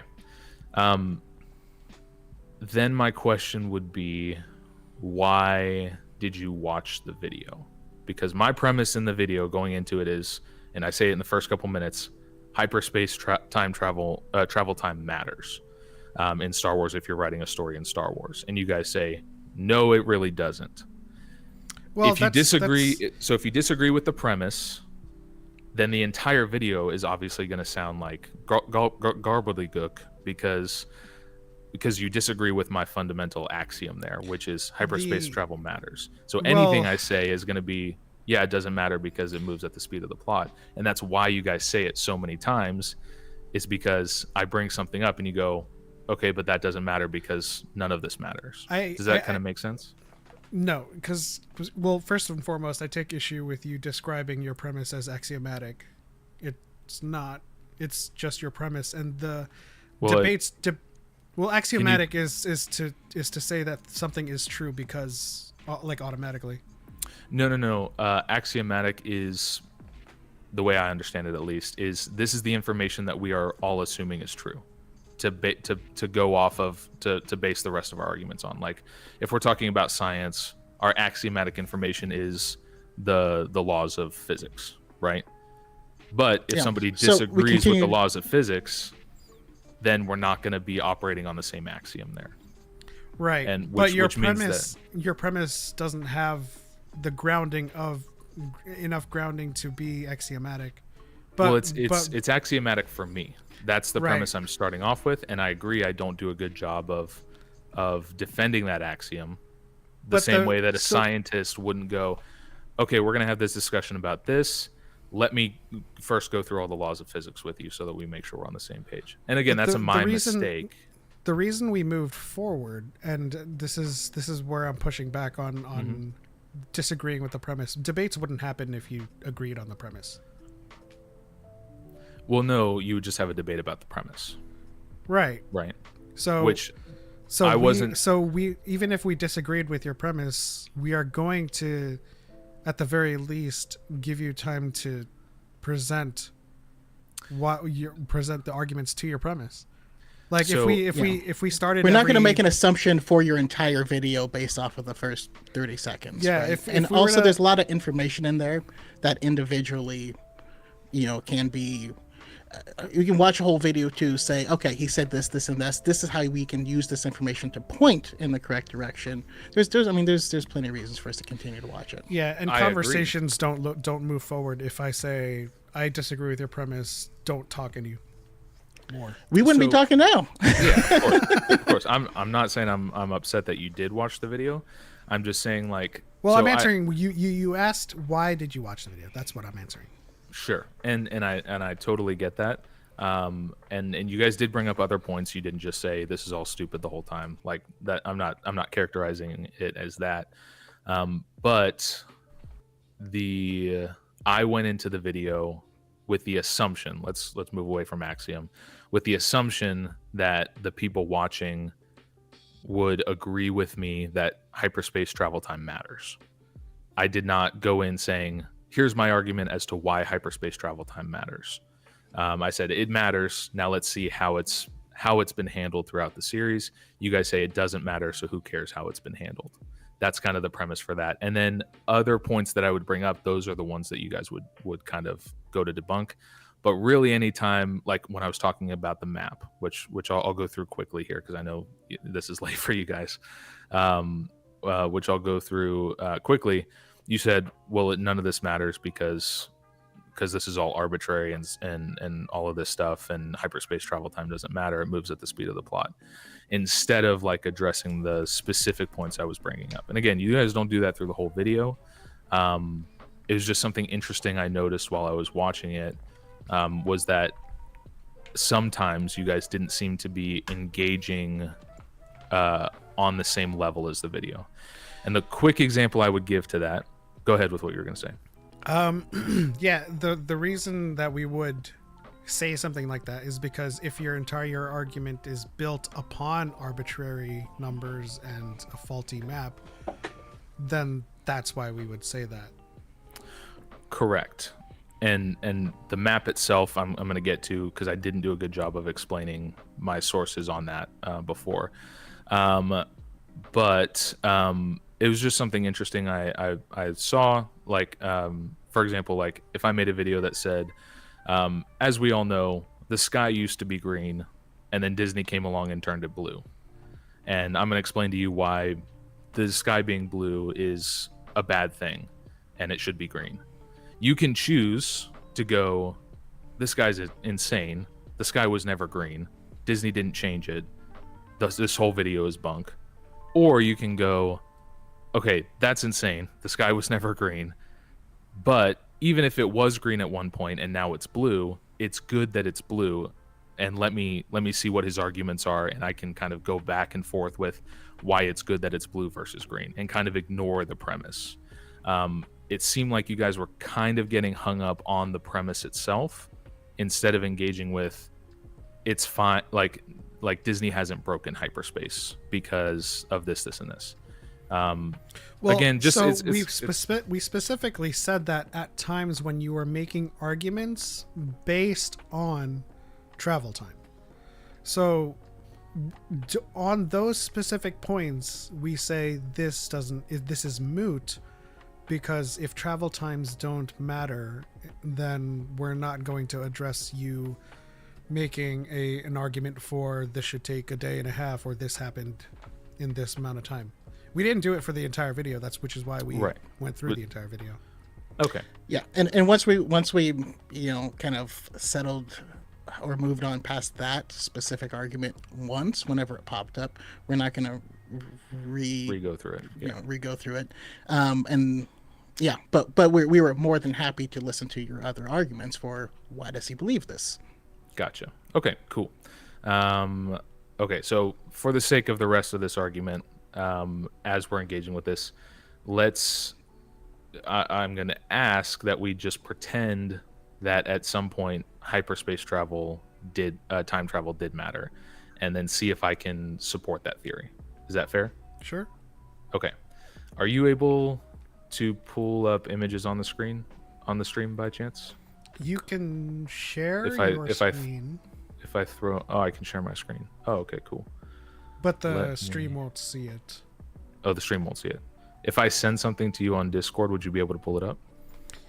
It'll take me a while. You guys would have to vamp. Okay. Let me you send it through Discord. Yeah. I'll shoot this over to you.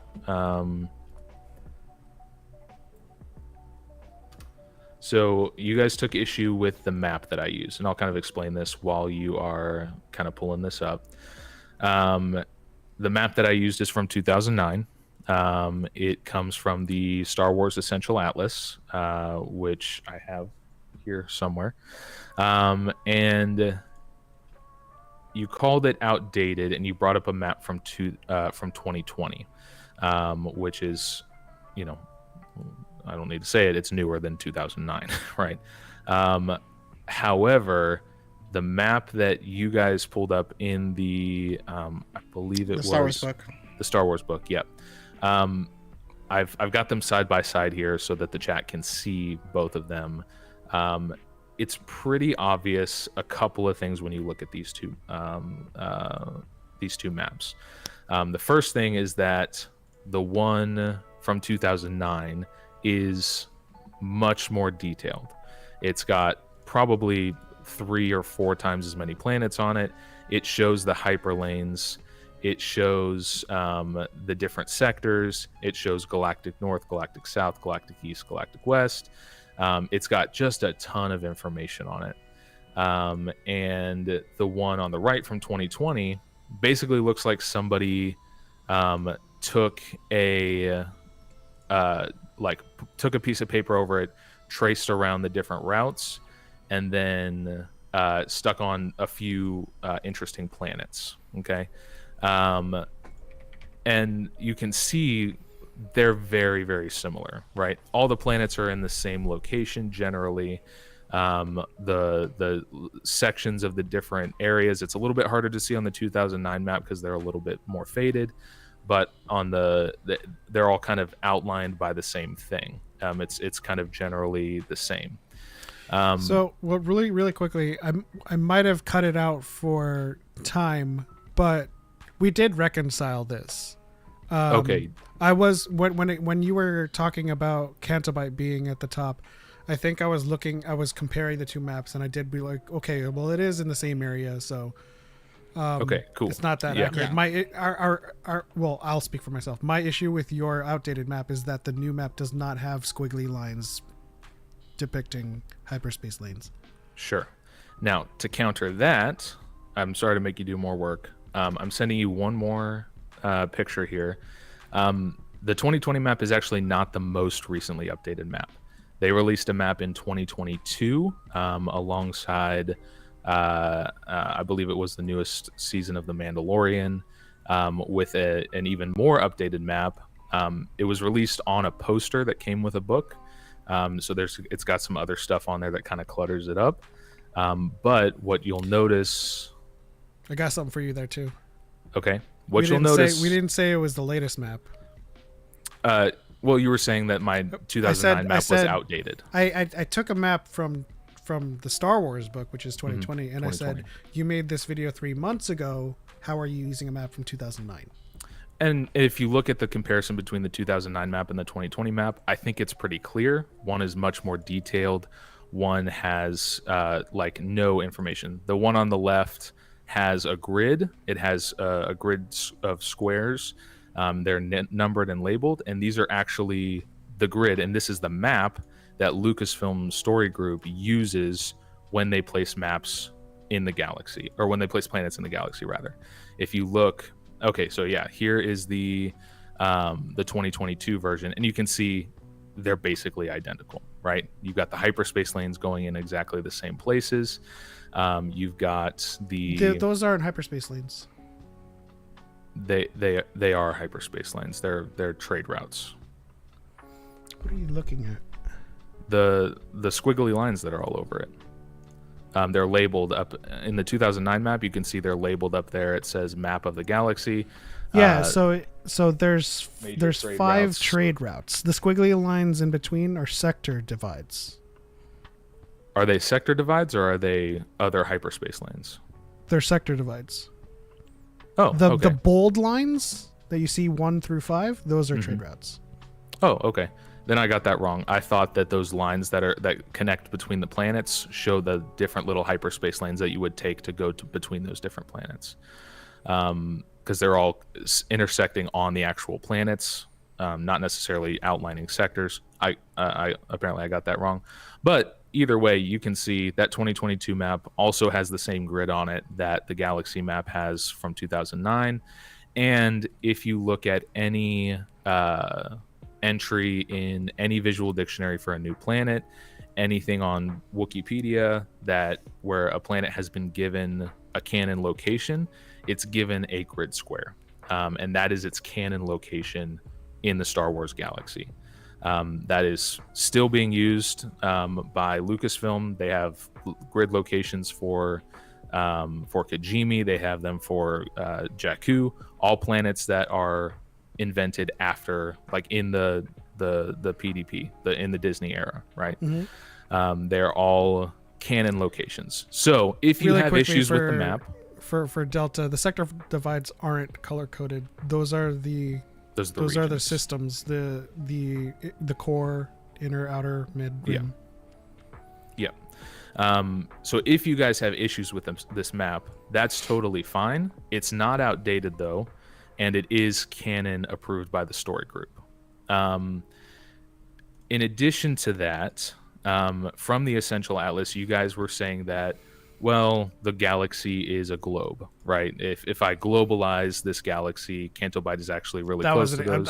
I wasn't purporting it to be a globe. I was saying that It's I was just not trying one to level, give but it visual to So- the fact that it's not a flat plane. So what's funny is they actually do account for this in the Essential Atlas. Okay, it's right at the beginning. It's told from the perspective of a teacher at the Jedi Academy, explaining the galaxy to his students. He describes the galaxy, and this is something I did get a little bit wrong as well. I said that the galaxy is 120,000 light years across. That's a bit of an amalgamation of different claims. In the Essential Atlas, it says it's about 100,000 light years across. So I took the high end, but relatively everything is still the same. He says that's about 100,000 light years across, but most of the systems, of the inhabited systems, exist within about a 1,000 light year slice. There's some exceptions, some are further away, but for the majority of the galaxy, it exists on a slice.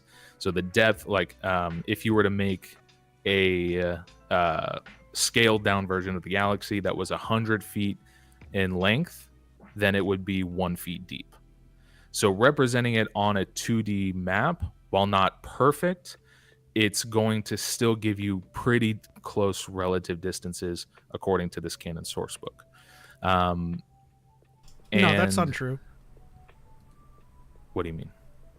So if we look at this map at the inner core and look at a place, let's say in the unknown regions, that can be 120 light years across vertically or diagonally. No. I'm saying that let's say it's a circle, right? The radius of the galaxy from wherever you measure it is roughly 100,000 light years. So if it was a big circle, it'd be about 100,000 light years in radius. The depth of the galaxy is only about 1,000 light years across, which means most planets exist on the same plane. Because you guys were bringing up that a galaxy on a 2D map doesn't make any sense. They did account for that because the Star Wars galaxy is said to be basically in a slice. Okay.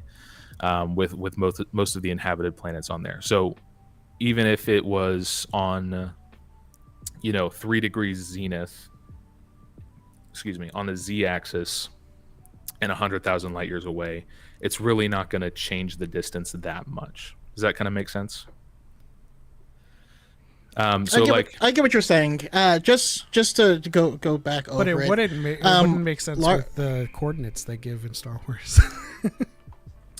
How do you mean? With their transient bearing and mark coordinates, that wouldn't work on any slice or flat plane. Well, yeah, I mean it's still not completely flat, right? It's 1,000 light years in depth. That's still really, really a lot of space, right? 1,000 light years. That's how much time it would take light to. Galaxy. Yes, this is the known galaxy, of course. But obviously a light year, that's how fast it takes light to travel in a vacuum in 1 year. So if you shine a light, it's going to take 1,000 years for it to reach the top of the galaxy, if you think of top and bottom of the slice, right? So it's still very, very deep, but it's just even further expansive. I would also just like to point out that even if it's the same map that is still being used, I do still take issue with a non-canon source being stated as it such, is canon. just because some information lines up. So it is a canon source book, right? If you guys think that the visual dictionaries are canon, then this map is just as canon as the visual dictionaries for information. Now, if you can still take issue with it. To Choco? This source book from 2009. So using that as a comparison, so that's where a big part of my complaint came from. But I'm saying it's the same map as in 2022. Right. That being said, that doesn't actually make it canon. But it's in a canon source book in both situations. So no, because Kula doesn't exist, neither does Rakata Prime. I think that's what he's trying to say. There's some visual similarities between the two.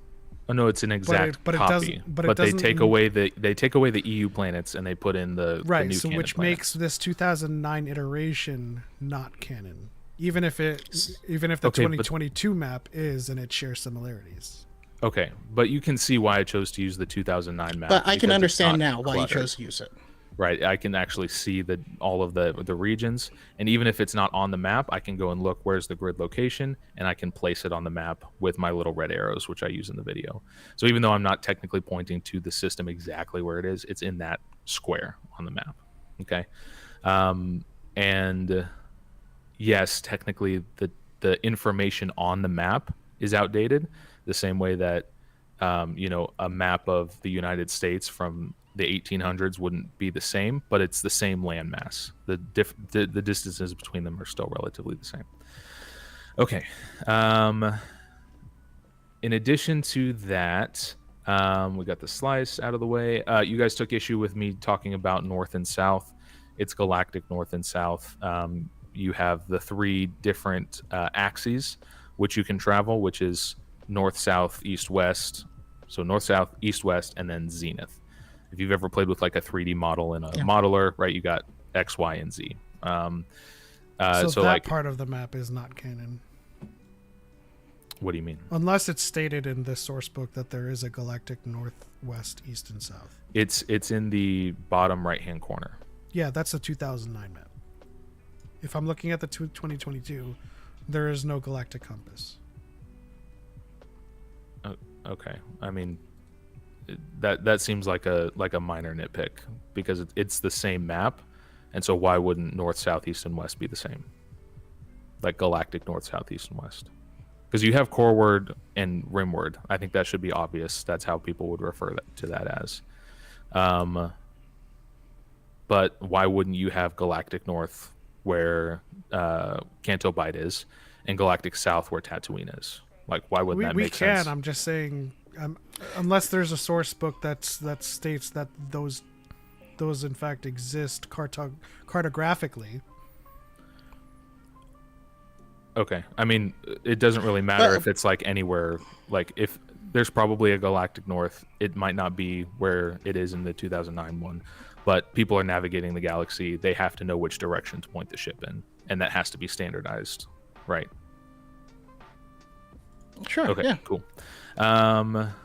Moving on, you guys took issue with the map math that I did.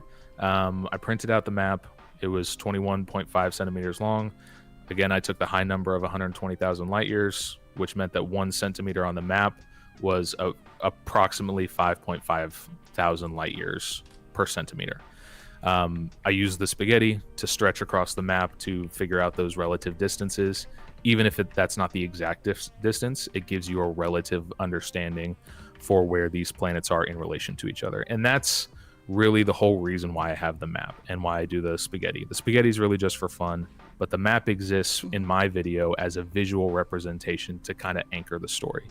And the cool thing about it, because there's a 2009 version and there's a 2022 version and they look identical, is that this map is pretty standard for people who agree with the EU and people who are more pro the Disney era stuff.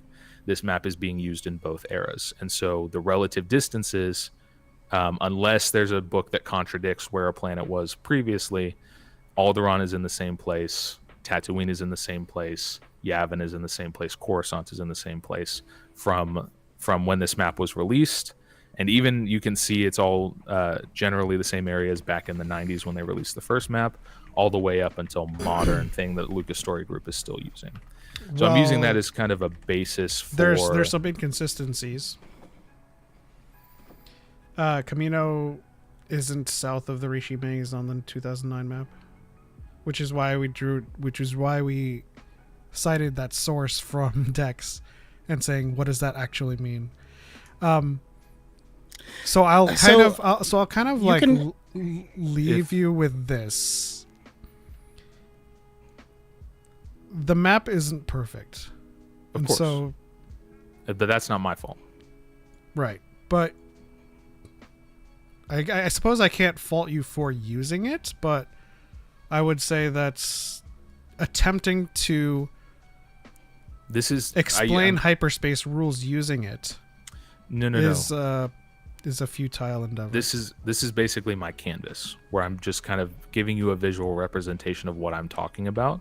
When I'm talking about they're flying from this system to this system, and it seems to take this amount of time, but it's just like a visual reference. Okay.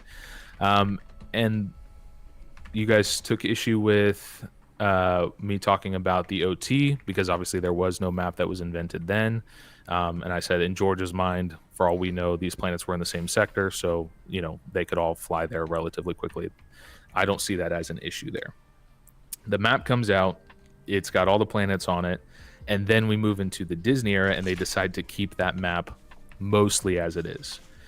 Then they're inventing new planets. They can choose to put those planets wherever on the map they want, and as I'll get to in a couple minutes, they kind of wrote themselves into a corner with placing the planets on the maps where they decided to place them. For example, the majority of The Last Jedi takes place in what I consider the galactic southwest of the map, but then they put Canto Bight way up in the galactic northeast. I think they did that because it's a critique of capitalism, and they wanted to put that in the corporate sector because that fits thematically. But then that's about 100,000 light years trip away, and that creates a plot hole if you care about this stuff, which I know you guys don't. But if you're looking at the map, then? That they were able to fly 100,000 light years to Canto Bight and make it back in the timeline that we're given in the movie, which appears to be a couple of days. And what is that supported by? Just watching The Last Jedi. It seems to take place over maybe a couple of days. So are you accounting for the fact that they left in a rich guy's yacht, and Finn says, "Wow, this thing really clicks"? Yes. I didn't explain that very well in the movie or in the video, but the little transport that they take, which I call it an escape pod. I know it's not an escape pod, but it's very small. It's got we're not told what type of class it is, but for a transport like that, it's usually not meant to travel through hyperspace.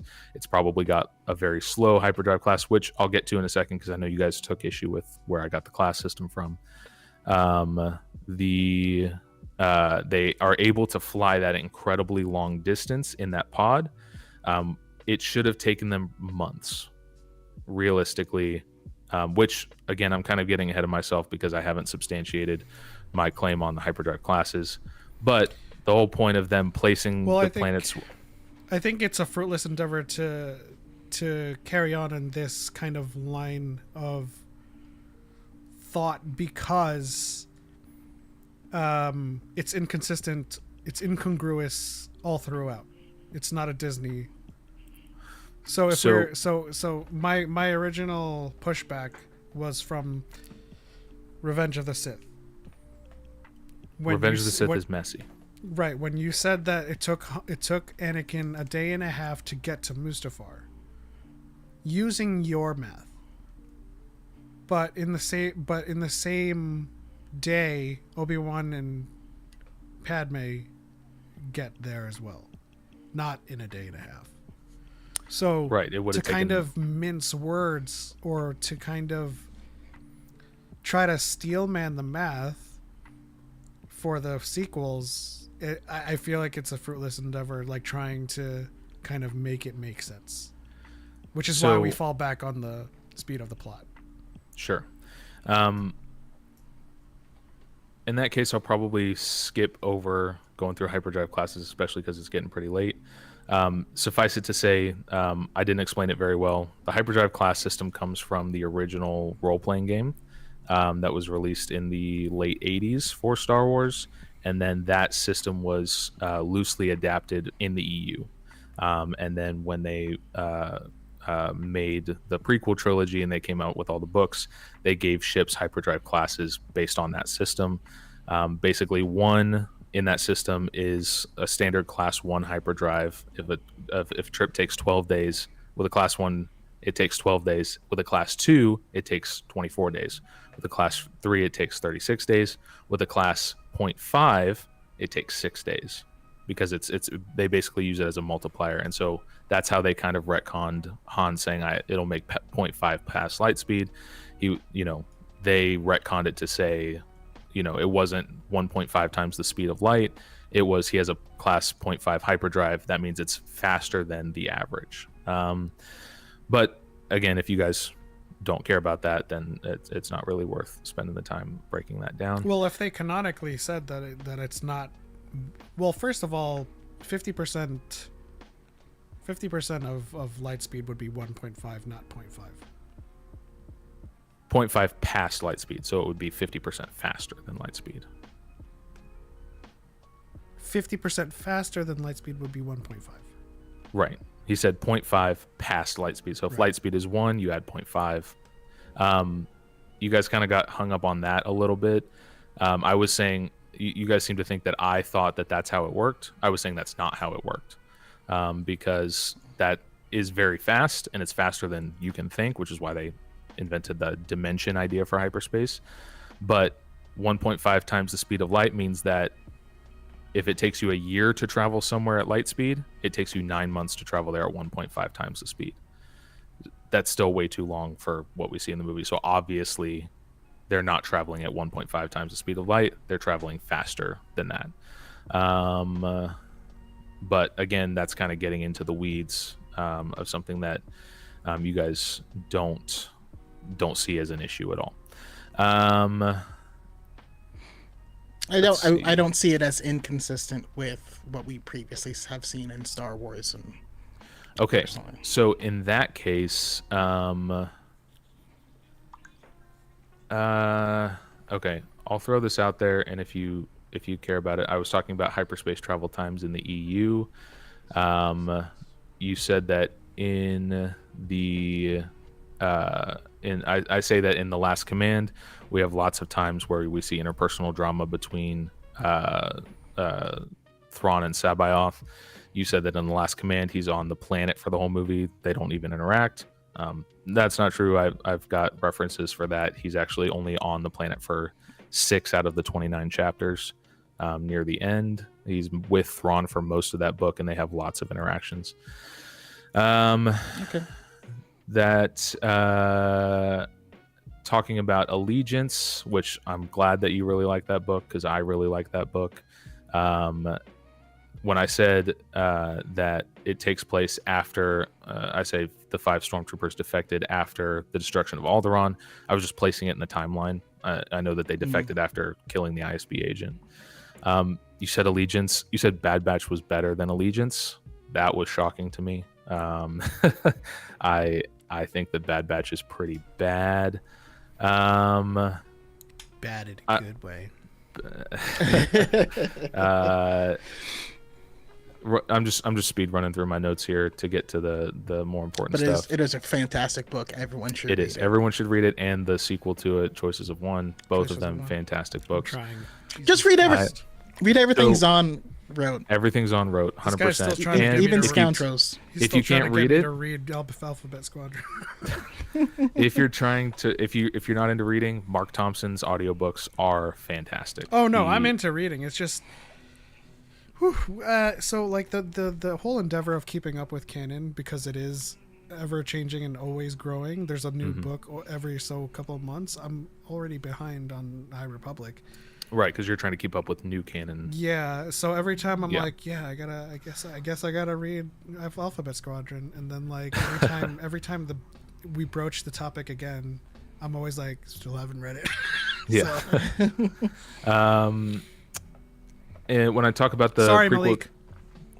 When I talk about the prequel trilogy era, I'm talking about hyperspace fuel sources. I'm talking about hypermatter in that term. And that time, you guys talk about coaxium.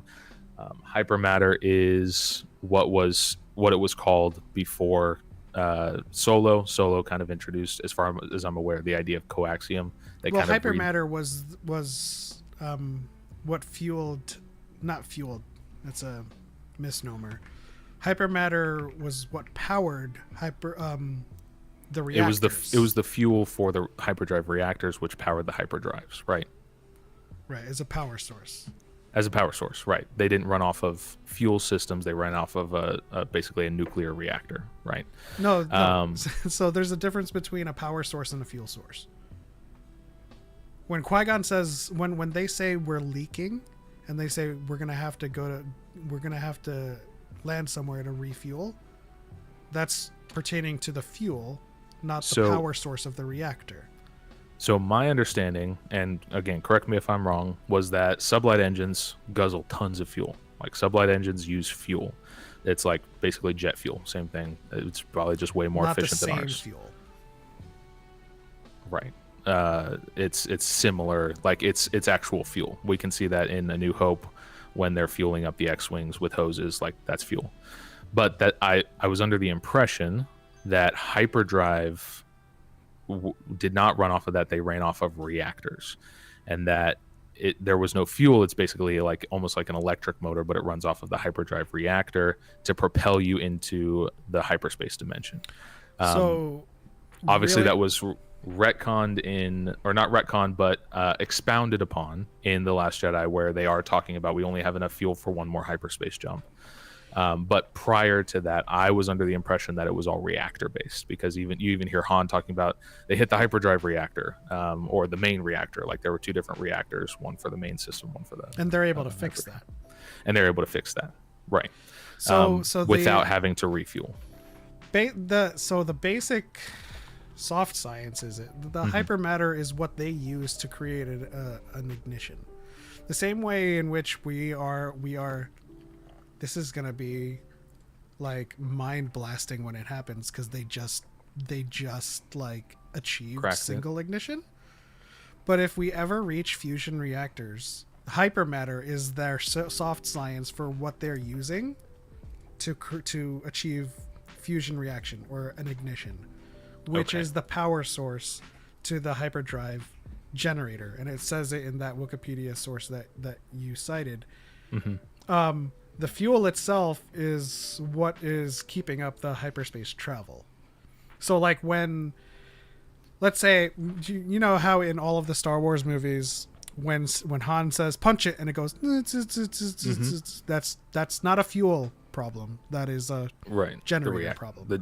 Or the motivator. I think they also call it a motivator at some point. It might be different things. I was under the impression hyperdrive kicks you into the hyperspace dimension and keeps you there, but that it's still your sublight engines that are propelling you through the hyperspace dimension. Is that incorrect? Yeah, that's incorrect. Okay, because you still see the sublights on in hyperspace. Correct. But they're just not doing anything. That's not what is. That's not what's driving. FTL. Okay, then I was wrong about that. We even see the Purgles take mouthfuls of fuel before they make the jump. I don't understand Purgles at all, so that's I'll just take your word for that. I thought that the refueling line that Qui-Gon said was about sublight engine fuel. Again, I could totally be wrong about it. You guys jumped on, kind of stepped on a joke. They also had to repair their reactor too. I think he asks Watto for a J-type 27. I'm pretty sure they were replacing the whole drive, because I think Obi-Wan says the hyperdrive motivator is completely broken. We'll have to replace the whole thing, like that type of thing. Again, this is a very, very minor nitpick, but you guys stepped on a dick joke that I made, and that kind of made me sad. I was talking about bragging to their rich friends about having a class 1.8, and I was like, from what I've been told, 1.8 is perfect. Like it's fine. Like I picked up on it. And maybe you guys did, and it just didn't make the upload, the re-upload. But it skipped past, and I was like, dang it! I think that was a funny joke. I took issue with the solar sails, but I don't think it's that big of an issue. I love the hyperdrive ring. I think it's such a cool concept, and I think the solar sails are silly, but whatever. What did you think about the giant one in Ahsoka? The giant hyperdrive ring? Yeah. Didn't take issue with that. I'm just curious if you... I didn't take issue with that. I actually thought that was a cool concept, taking hyperdrives from decommissioned Star Destroyers and putting them in a giant ring. My issue with it was how quickly they got to another freaking galaxy. It seemed to take again, we don't have a timeline It's, for it. I But don't think seemed it's another very galaxy. quick. They said wild space, right? No. No, it's another galaxy. Oh, It's okay. another galaxy. And then at the end of that, before I jump over to the Disney era, you said, wow, he's admitting that there were issues with hyperspace before Disney took over. Absolutely. I 100% agree with that. I think Revenge of the Sith is super messy and doesn't do a good job. They zip around the galaxy, and I think that makes the galaxy feel small. But a lot of the times there's no timeline given for it, right? They just jump back and forth, and we go, how long has passed? A couple days, a couple weeks? We don't really know. A couple hours. It's easy to kind of go, well, I guess they took as much time as they needed because they didn't tell us how long it takes. Keep that in mind. In the prequel trilogy and the OT, we see hyperspace jumps, but we never have a ticking clock on how fast they can move through that. Okay, Disney era, scanning for the Falcon. That one I spent probably more time on than I needed to. It's a very silly line. Han says, it's not an esoteric frequency. It's not like a homing beacon that they left on there. He says, if we found the Falcons on our scanner, you bet the First Order's not far behind. Like, the First Order is also scanning for the Falcon, which means the Falcon has a specific frequency that can be located, and that is obviously ridiculous. And if you can find it anywhere in the galaxy, then why would you need to invent hyperspace tracking? If it was just a throwaway line and didn't mean anything, which J.J. Abrams really likes to do, then in that case, I can just kind of move past it. Well, hyperspace tracking isn't tracking a frequency. I know. I'm saying if you can just track a frequency anywhere in the galaxy, then they should just read the Radis's frequency and then just pick up on it wherever it is in the galaxy. It was kind of just like a silly, like, if this is how it works, then you don't really need to invent hyperspace tracking. We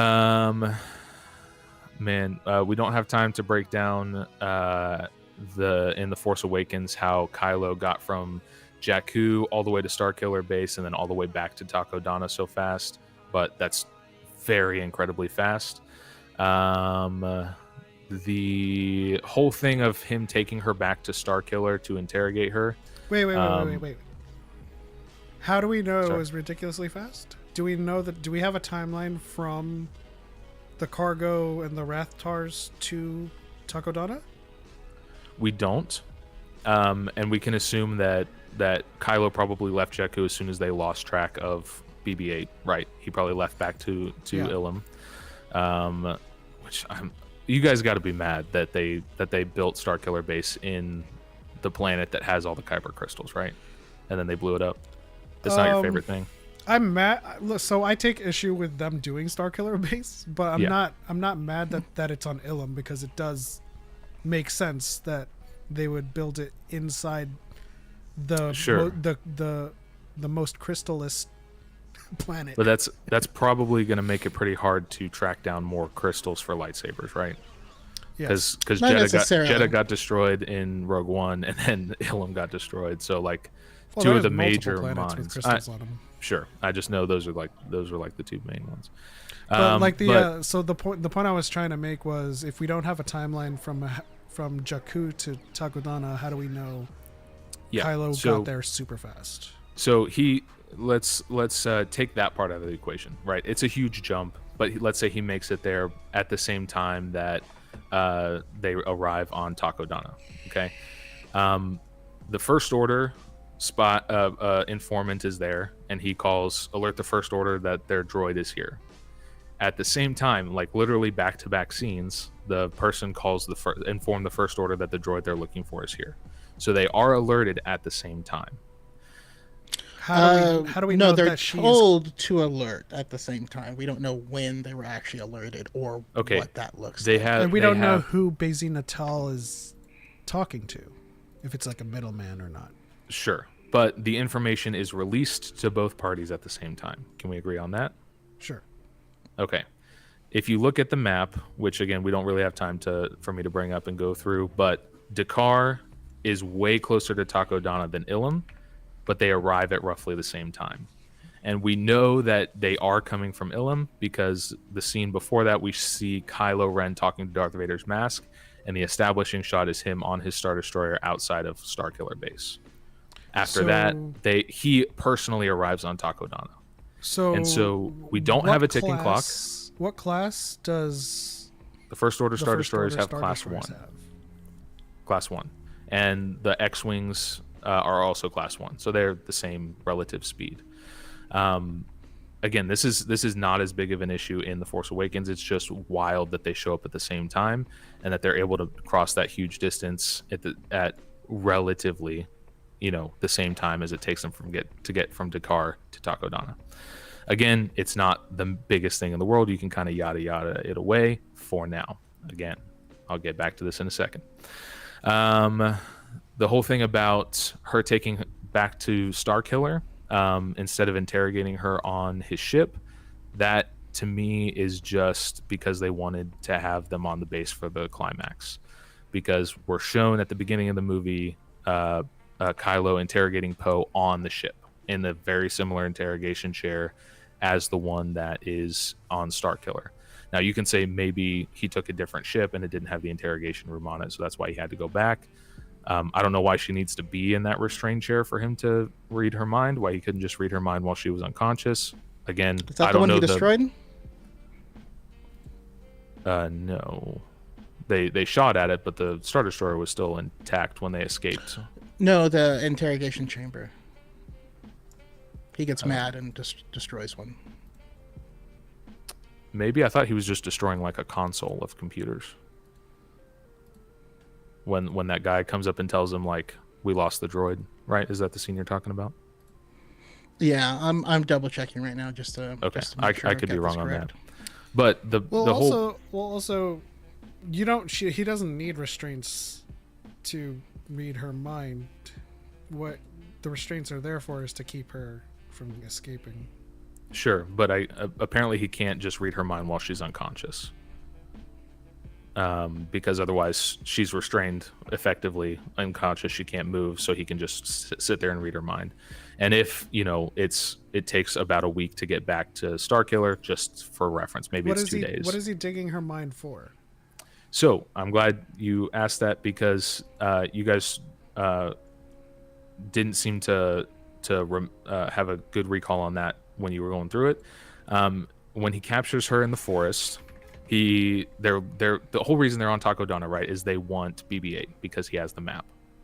That's the reason they show up on Jakku in the first place, because somehow they know that's where the map is, and then he finds out from Poe that he put the map in BB-8, so they got to find the orange droid. They escape with the orange droid. The First Order is alerted that it's on Takodana, and then they come from Ilum to come and get the droid specifically. That's why Kylo's in the woods. He's not hunting Rey. He's hunting Rey and BB-8 because BB-8 has the map. He force freezes her, right, when she tries to fire at him, and he goes, "You've seen the map." And then he force knocks her out and takes her back to the ship instead of looking for BB-8. The implication there being he thinks he can pull the map to Luke that she saw on the Falcon out of her head. How is he going to pull it out of her head unconscious? I don't know how he's going to do it conscious. What he's doing during make the them interrogation think about is he's drawing up the imagery in her Okay. mind. Oh, That's- I see it. The island. That's fine. I'm totally willing to accept that he can't do it while she's unconscious. It's incredible that he can even do it when she's awake. That's incredible force mind reading. And the fact that he can get it not just where the island is, but the exact coordinates, and be able to fit those into the map, the rest of the map that they already have. That's crazy. That being said, No, I don't think he gets the location. he doesn't, right? Because she forces back and gets into his mind, but he thinks he can. But he doesn't know that R2 has the sector that the piece of the map that they're looking for fits into. I thought that the thing was that both the Also- Resistance and the First Order had the rest of the map.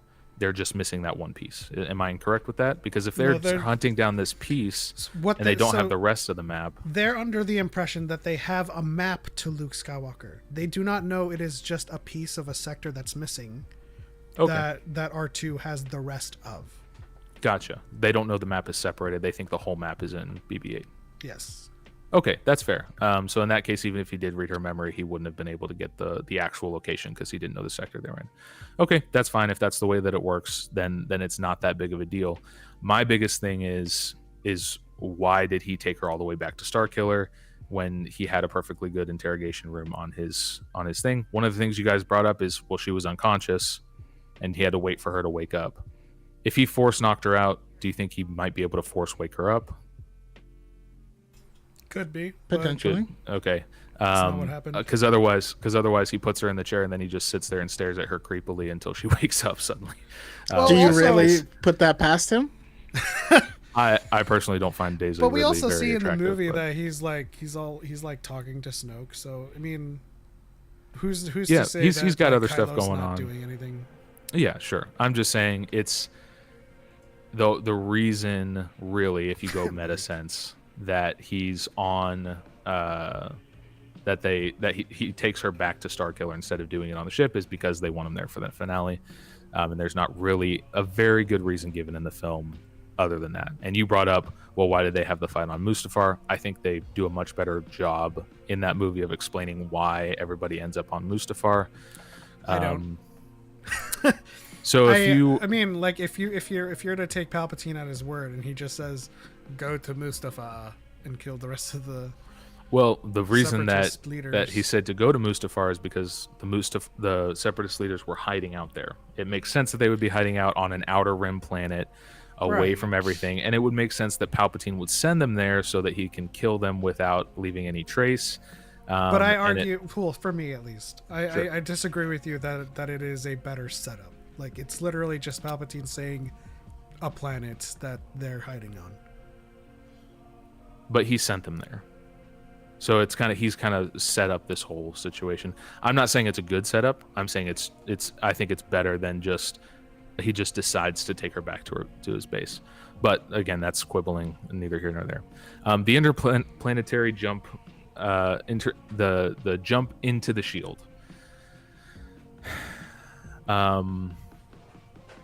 I didn't even cover this in my video because I thought I feel like it's been kind of played to death, that is just such an incredible luck that they were able to pull that off, that even Element, you yourself said that your headcanon is that Han has the Force. That's the way he was able to pull that off. It was a force sensitive moment. A Force sensitive moment, sure. That in my mind is basically an admission, like, that's pretty silly. We can, Oh yeah, I move mean, on. I think it's silly. I don't like it. Okay, and the Han how you wouldn't like it, like that's lampshading. It's just like, that's ridiculous. Yeah, and we're It's gonna not an do it. issue with the movie though.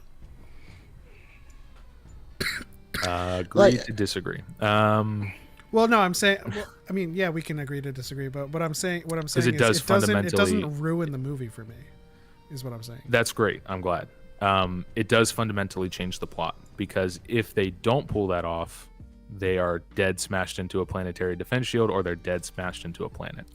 No, if they can't pull Does- it off, then they just change the setup of how they enter the fractional refresh rate. That's it. That's No, but the odds of them getting in is like, you have to go in.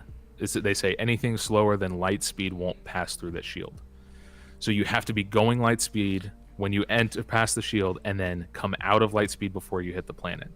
what I'm saying. What I'm saying is, if they can't do that, then the story would have Oh, been no. written differently to not have a fractional refresh rate. What I'm saying is they set it up to where it's almost impossible, and then they try it anyway. If they fail, they smash into the shield and die, or they smash into the planet and die. It's a miracle that That's they're what able to pull Star up Wars at the is right built moment. on. And I And don't- that may be a fundamental difference, but personally, one of the things I loved about Rogue One is when you have Donnie Yen's character, and he wanders through. He's protected by the Force in that moment when we saw one person peek out and get shot down instantly. It's as the point of it being that this was like a fate moment where the Force is guiding people to be where they need to be. Yeah, and- Now you can hate that And Sure. I also don't like. I think that moment for Han is silly and it doesn't make a ton of sense. But I do kind of love when the guy who was convinced that none of that is a real thing, who ultimately relies on it without knowing it. You know, I kind of like that premise. But yeah, I get you not liking it. It's all real. Everything. Yeah. And you know, it goes back to if you guys are like, it's impossible until they show them doing it, and then they show them doing it, and that's satisfying to you, that's fine. That just doesn't Not sit for me satisfying. personally. It's just that at the end of the day, I have bigger fish to fry. Sure. Cool. I'm gonna just skip past the whole 1 in a million chance thing from the holdo maneuver because I don't think we're gonna get anywhere with that. Yeah, it's a Hail Mary. Odds are bad, but you throw it. Yeah, it's a Hail Mary. Odds are bad. You throw it, and she managed to hit it. Okay, this is the biggest issue, and we can wrap up after this. This is the biggest issue that I took Good, because with. we have to get to our thanks portion of this Thanksgiving special. Oh, I'm so sorry. No, you're good. You're good. I give thanks for you guys letting me take up your time on this Tuesday night and ramble about Star Wars because this has been very fun. The biggest issue that I took with your guys' coverage of the Hyperspace video is you skipped the point of the video. Yeah, at that point we're just like. But it's not just like, oh, we're done with this, let's skip to the conclusion. The section on the Rise of Skywalker is the point where Disney ruined Hyperspace. In my argument, and I'm gonna break down for you why, since we didn't watch the video, and I'm not gonna I was gonna send you a clip so we could just watch it, but I'll just break it down for you quick. So hyperspace skipping, right? I think that's crazy silly. He's flipping those levers back and forth really quickly, when in the OT it took about a minute to calculate the jump to hyperspace. Well, he's not calculating anything.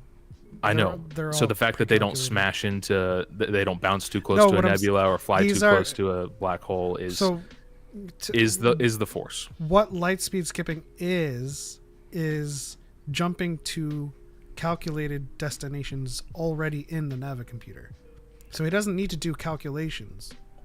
So he just already jumping to known pre-calculated points. them in the event that 50 TIE fighters start jumping after them, and they are also equipped with hyperdrives. And they can track you through hyperspace, even though that took the tech of a Class A process on the biggest ship in the fleet.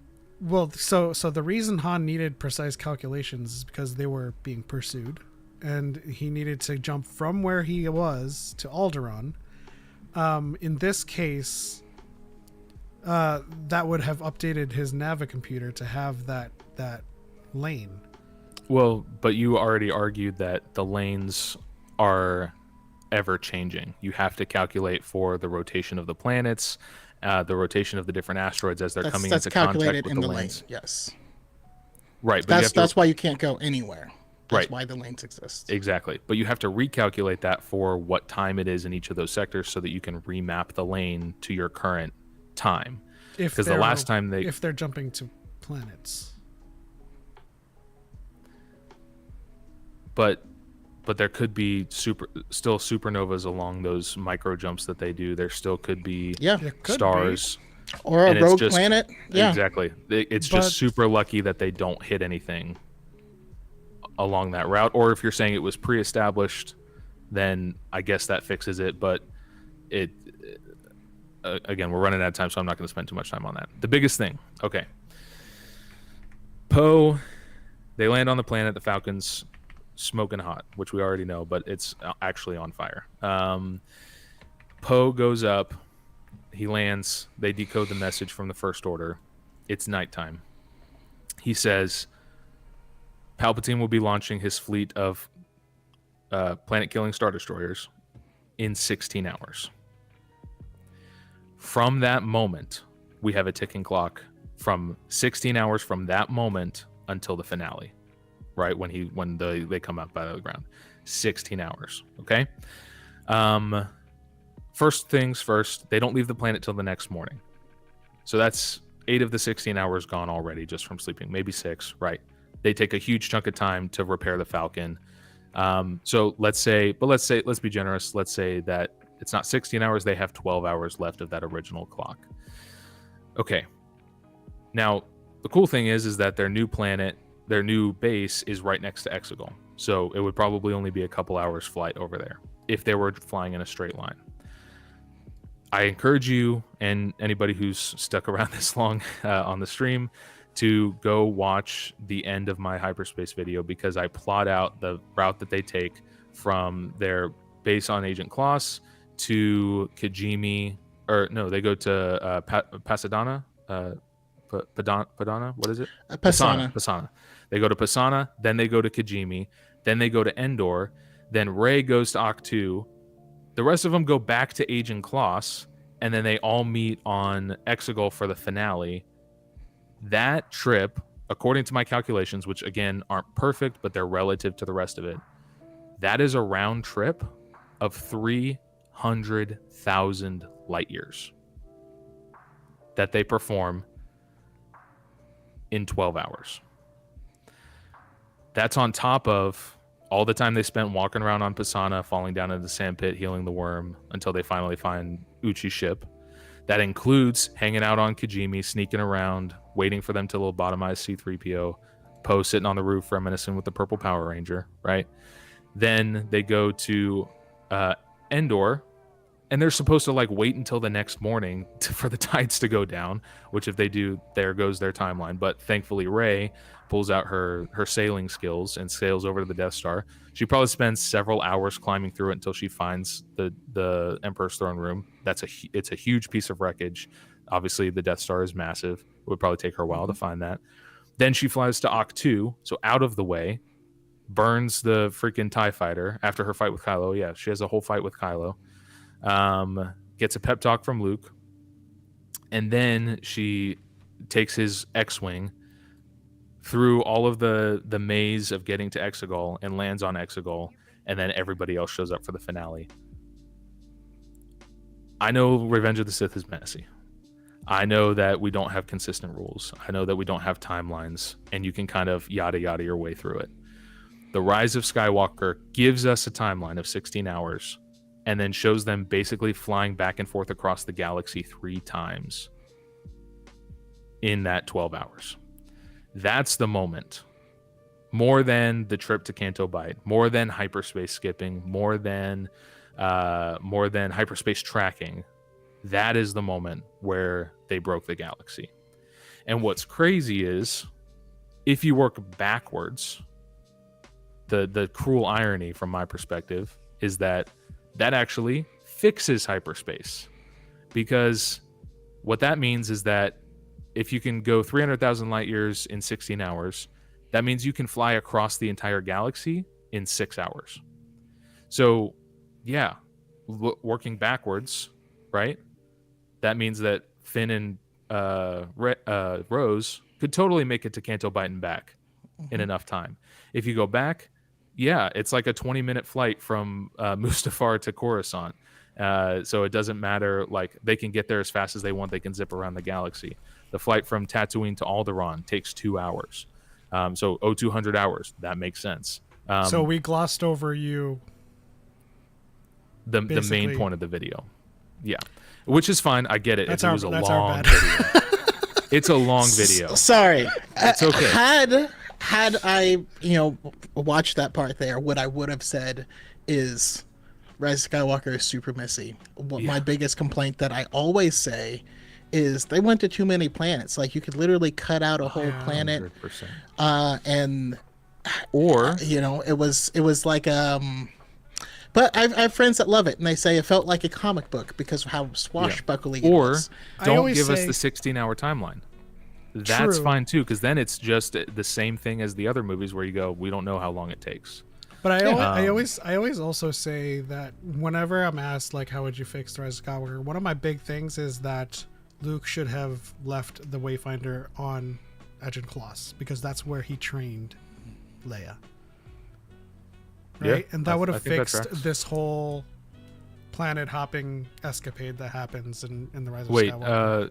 Luke didn't have a Wayfinder, right? There was the one in the Emperor's throne room and then the one Vader hid. on yeah, Mustafar, right? Sorry. Yeah, he never Luke never found it. Yeah, Luke was looking for it with who was he with? Lor Lando. Santeca. Oh, Lando. And Lor Santeca, yeah. Because remember, he was that was so funny. Lando's still on Pasaana. He's like, yeah, Luke and I were looking for the Wayfinder here. It's like, how many years ago was that? You just been hanging out on Pasaana the whole time? Yeah, Rise of Skywalker's a bad movie. Misspeak on my part. What I meant to say was the Wayfinder itself would have been on Achen Kloss. Okay. And that's why, and Luke's pursuit of it with Lando led him there, and that's why he was there and trained Leia. Not that Luke put it there. Sure. Yeah. No worries. It's all good. But yeah, that was the biggest thing that I took away from that video. Was like, I was like watching it through. I was like, okay, they've got a lot of issues, but man, once we get to Rise of Skywalker, there's no way they're going to be able to reasonably, like, they're going to have to either completely go like completely bad faith, or they're going to have to go, that's crazy, but also I don't care, or I don't like that movie, or whatever. And then you guys skip it, and I was like, what? And again, I get it. It's a long video, but I encourage you guys to go back and watch it. Maybe we can watch it if we ever hang out again, because I do some fun editing around that, and I'm literally screaming into the microphone just to play up the character. But yeah, that's the big thing. Other than that, like, there's no, I've got a few other stupid notes, but we can wrap up there. That was the big point of that video, was how crazy it was in the Rise of Skywalker. And everything else was relative to that, to kind of set up that punchline in the end, if that makes sense. Yeah. No, we get it. Yeah. I mean, in our defense, I will personally apologize for glossing over that last point of the video. But in our defense, like, we react to videos like Literature Devil's Mary Sue video, and like there's a point where we're just like, no more. So, and I get that. And again, I didn't do a good job of setting up at the beginning that what I'm talking about matters, and that I have like sources and stuff. So I totally get it if you guys were like, this guy doesn't even know what he's talking about. Like, you know, he's just assuming that whoever's watching this is gonna just agree with the things that he's saying, and I don't cite my sources. So for you guys, I get it. It's like, this is a 40-minute video. We're just gonna skip to the end. I don't blame you for that. I'm just saying, like, that probably affected your view of that video pretty significantly. Yeah, for sure. Yeah, no, but I mean, overall, I've definitely enjoyed the conversation. After I'm going to run and do some stuff, but like, no, it's great to hear the perspective, right? We don't all always agree, nor do we have to, but it's cool to hear the stuff that you take as issues and why, so we can get a better understanding. I think it'd be cool if you wanted to, maybe on one of these episodes of Skeleton Crew, if you want to, if you want to, we're probably gonna do like live reactions or whatever. If you want to watch it with us or join us afterwards to talk about it, that'd be awesome. I would be honored to. That would be super fun. So to kind of like rapid fire wrap up, like, we're gonna go straight from thanks to wrap up, but everyone in the chat, just in the spirit of this special, for you. Leave in the chat what you're thankful for this year.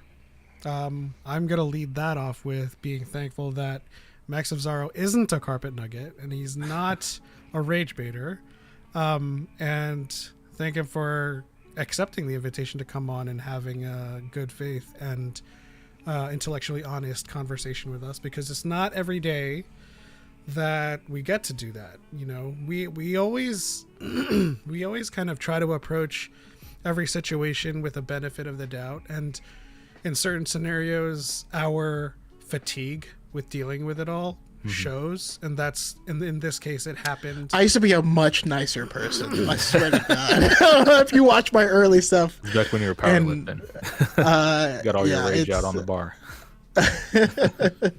But yeah, I'm thankful for these conversations, because, you know, no matter how much we disagree on things, including within this conversation, what we did this episode was talk about Star Wars and not talk about DEI or wokeness or any of the buzzwords. Yeah. We talked about Star Wars.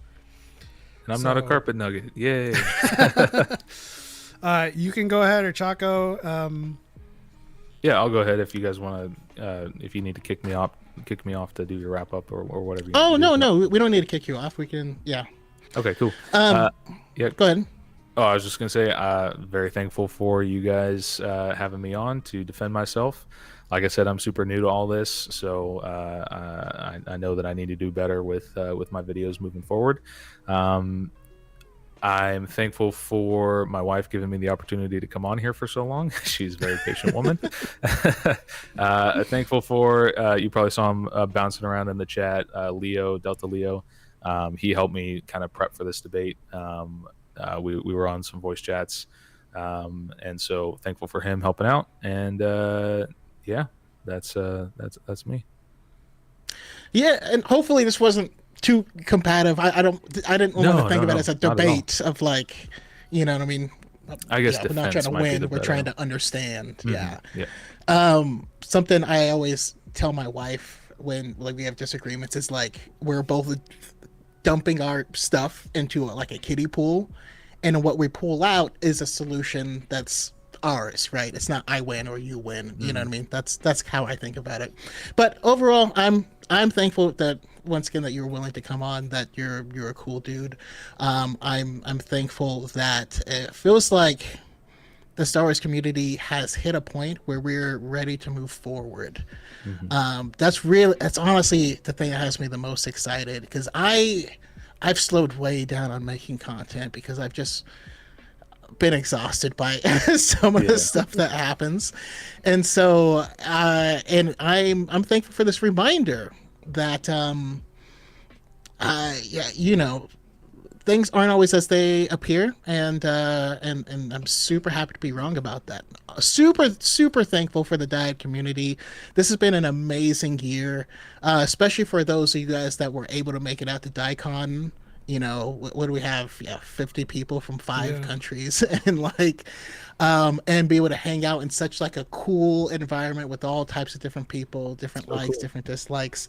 And so I'm super thankful for this community, and I hope you understand that that's why we vehemently want to protect it and make sure, you know, we just want to be able to continue these types of conversation.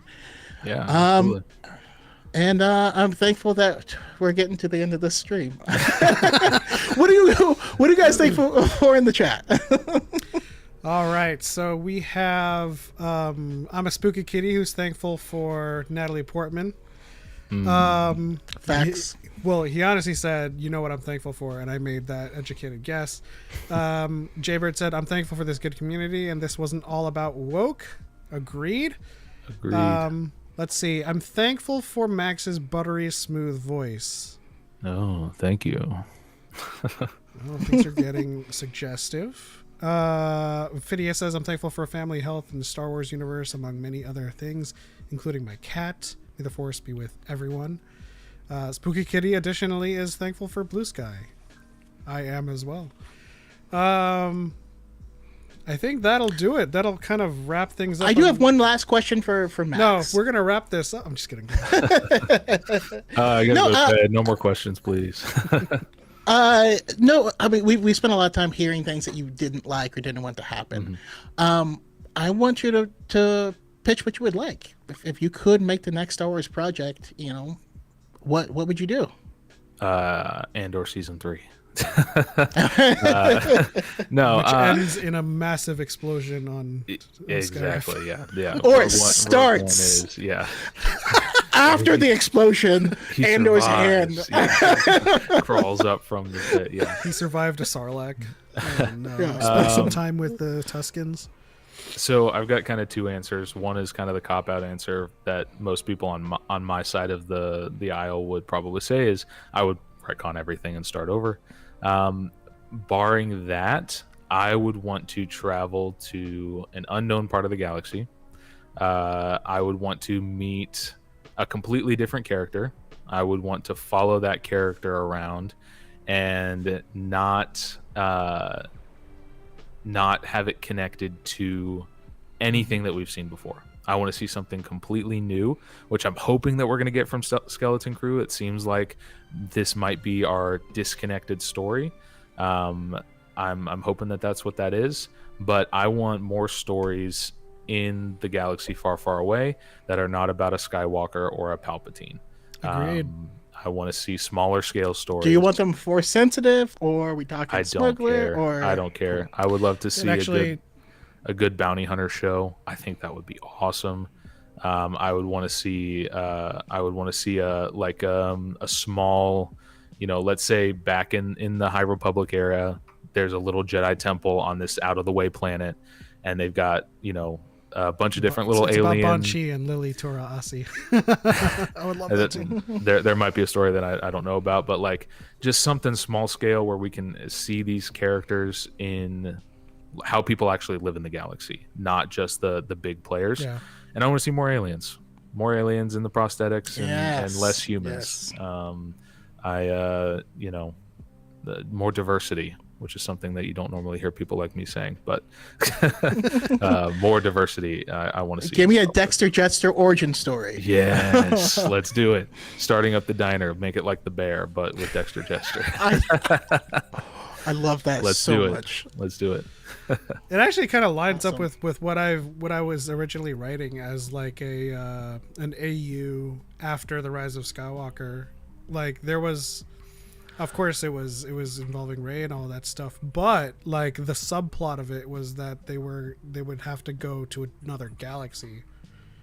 That's cool. Hey, I'm halfway through Outbound Flight right now, and that's what that's all about, like the generation ship and stuff. That's so cool, and it's hyperspace stuff.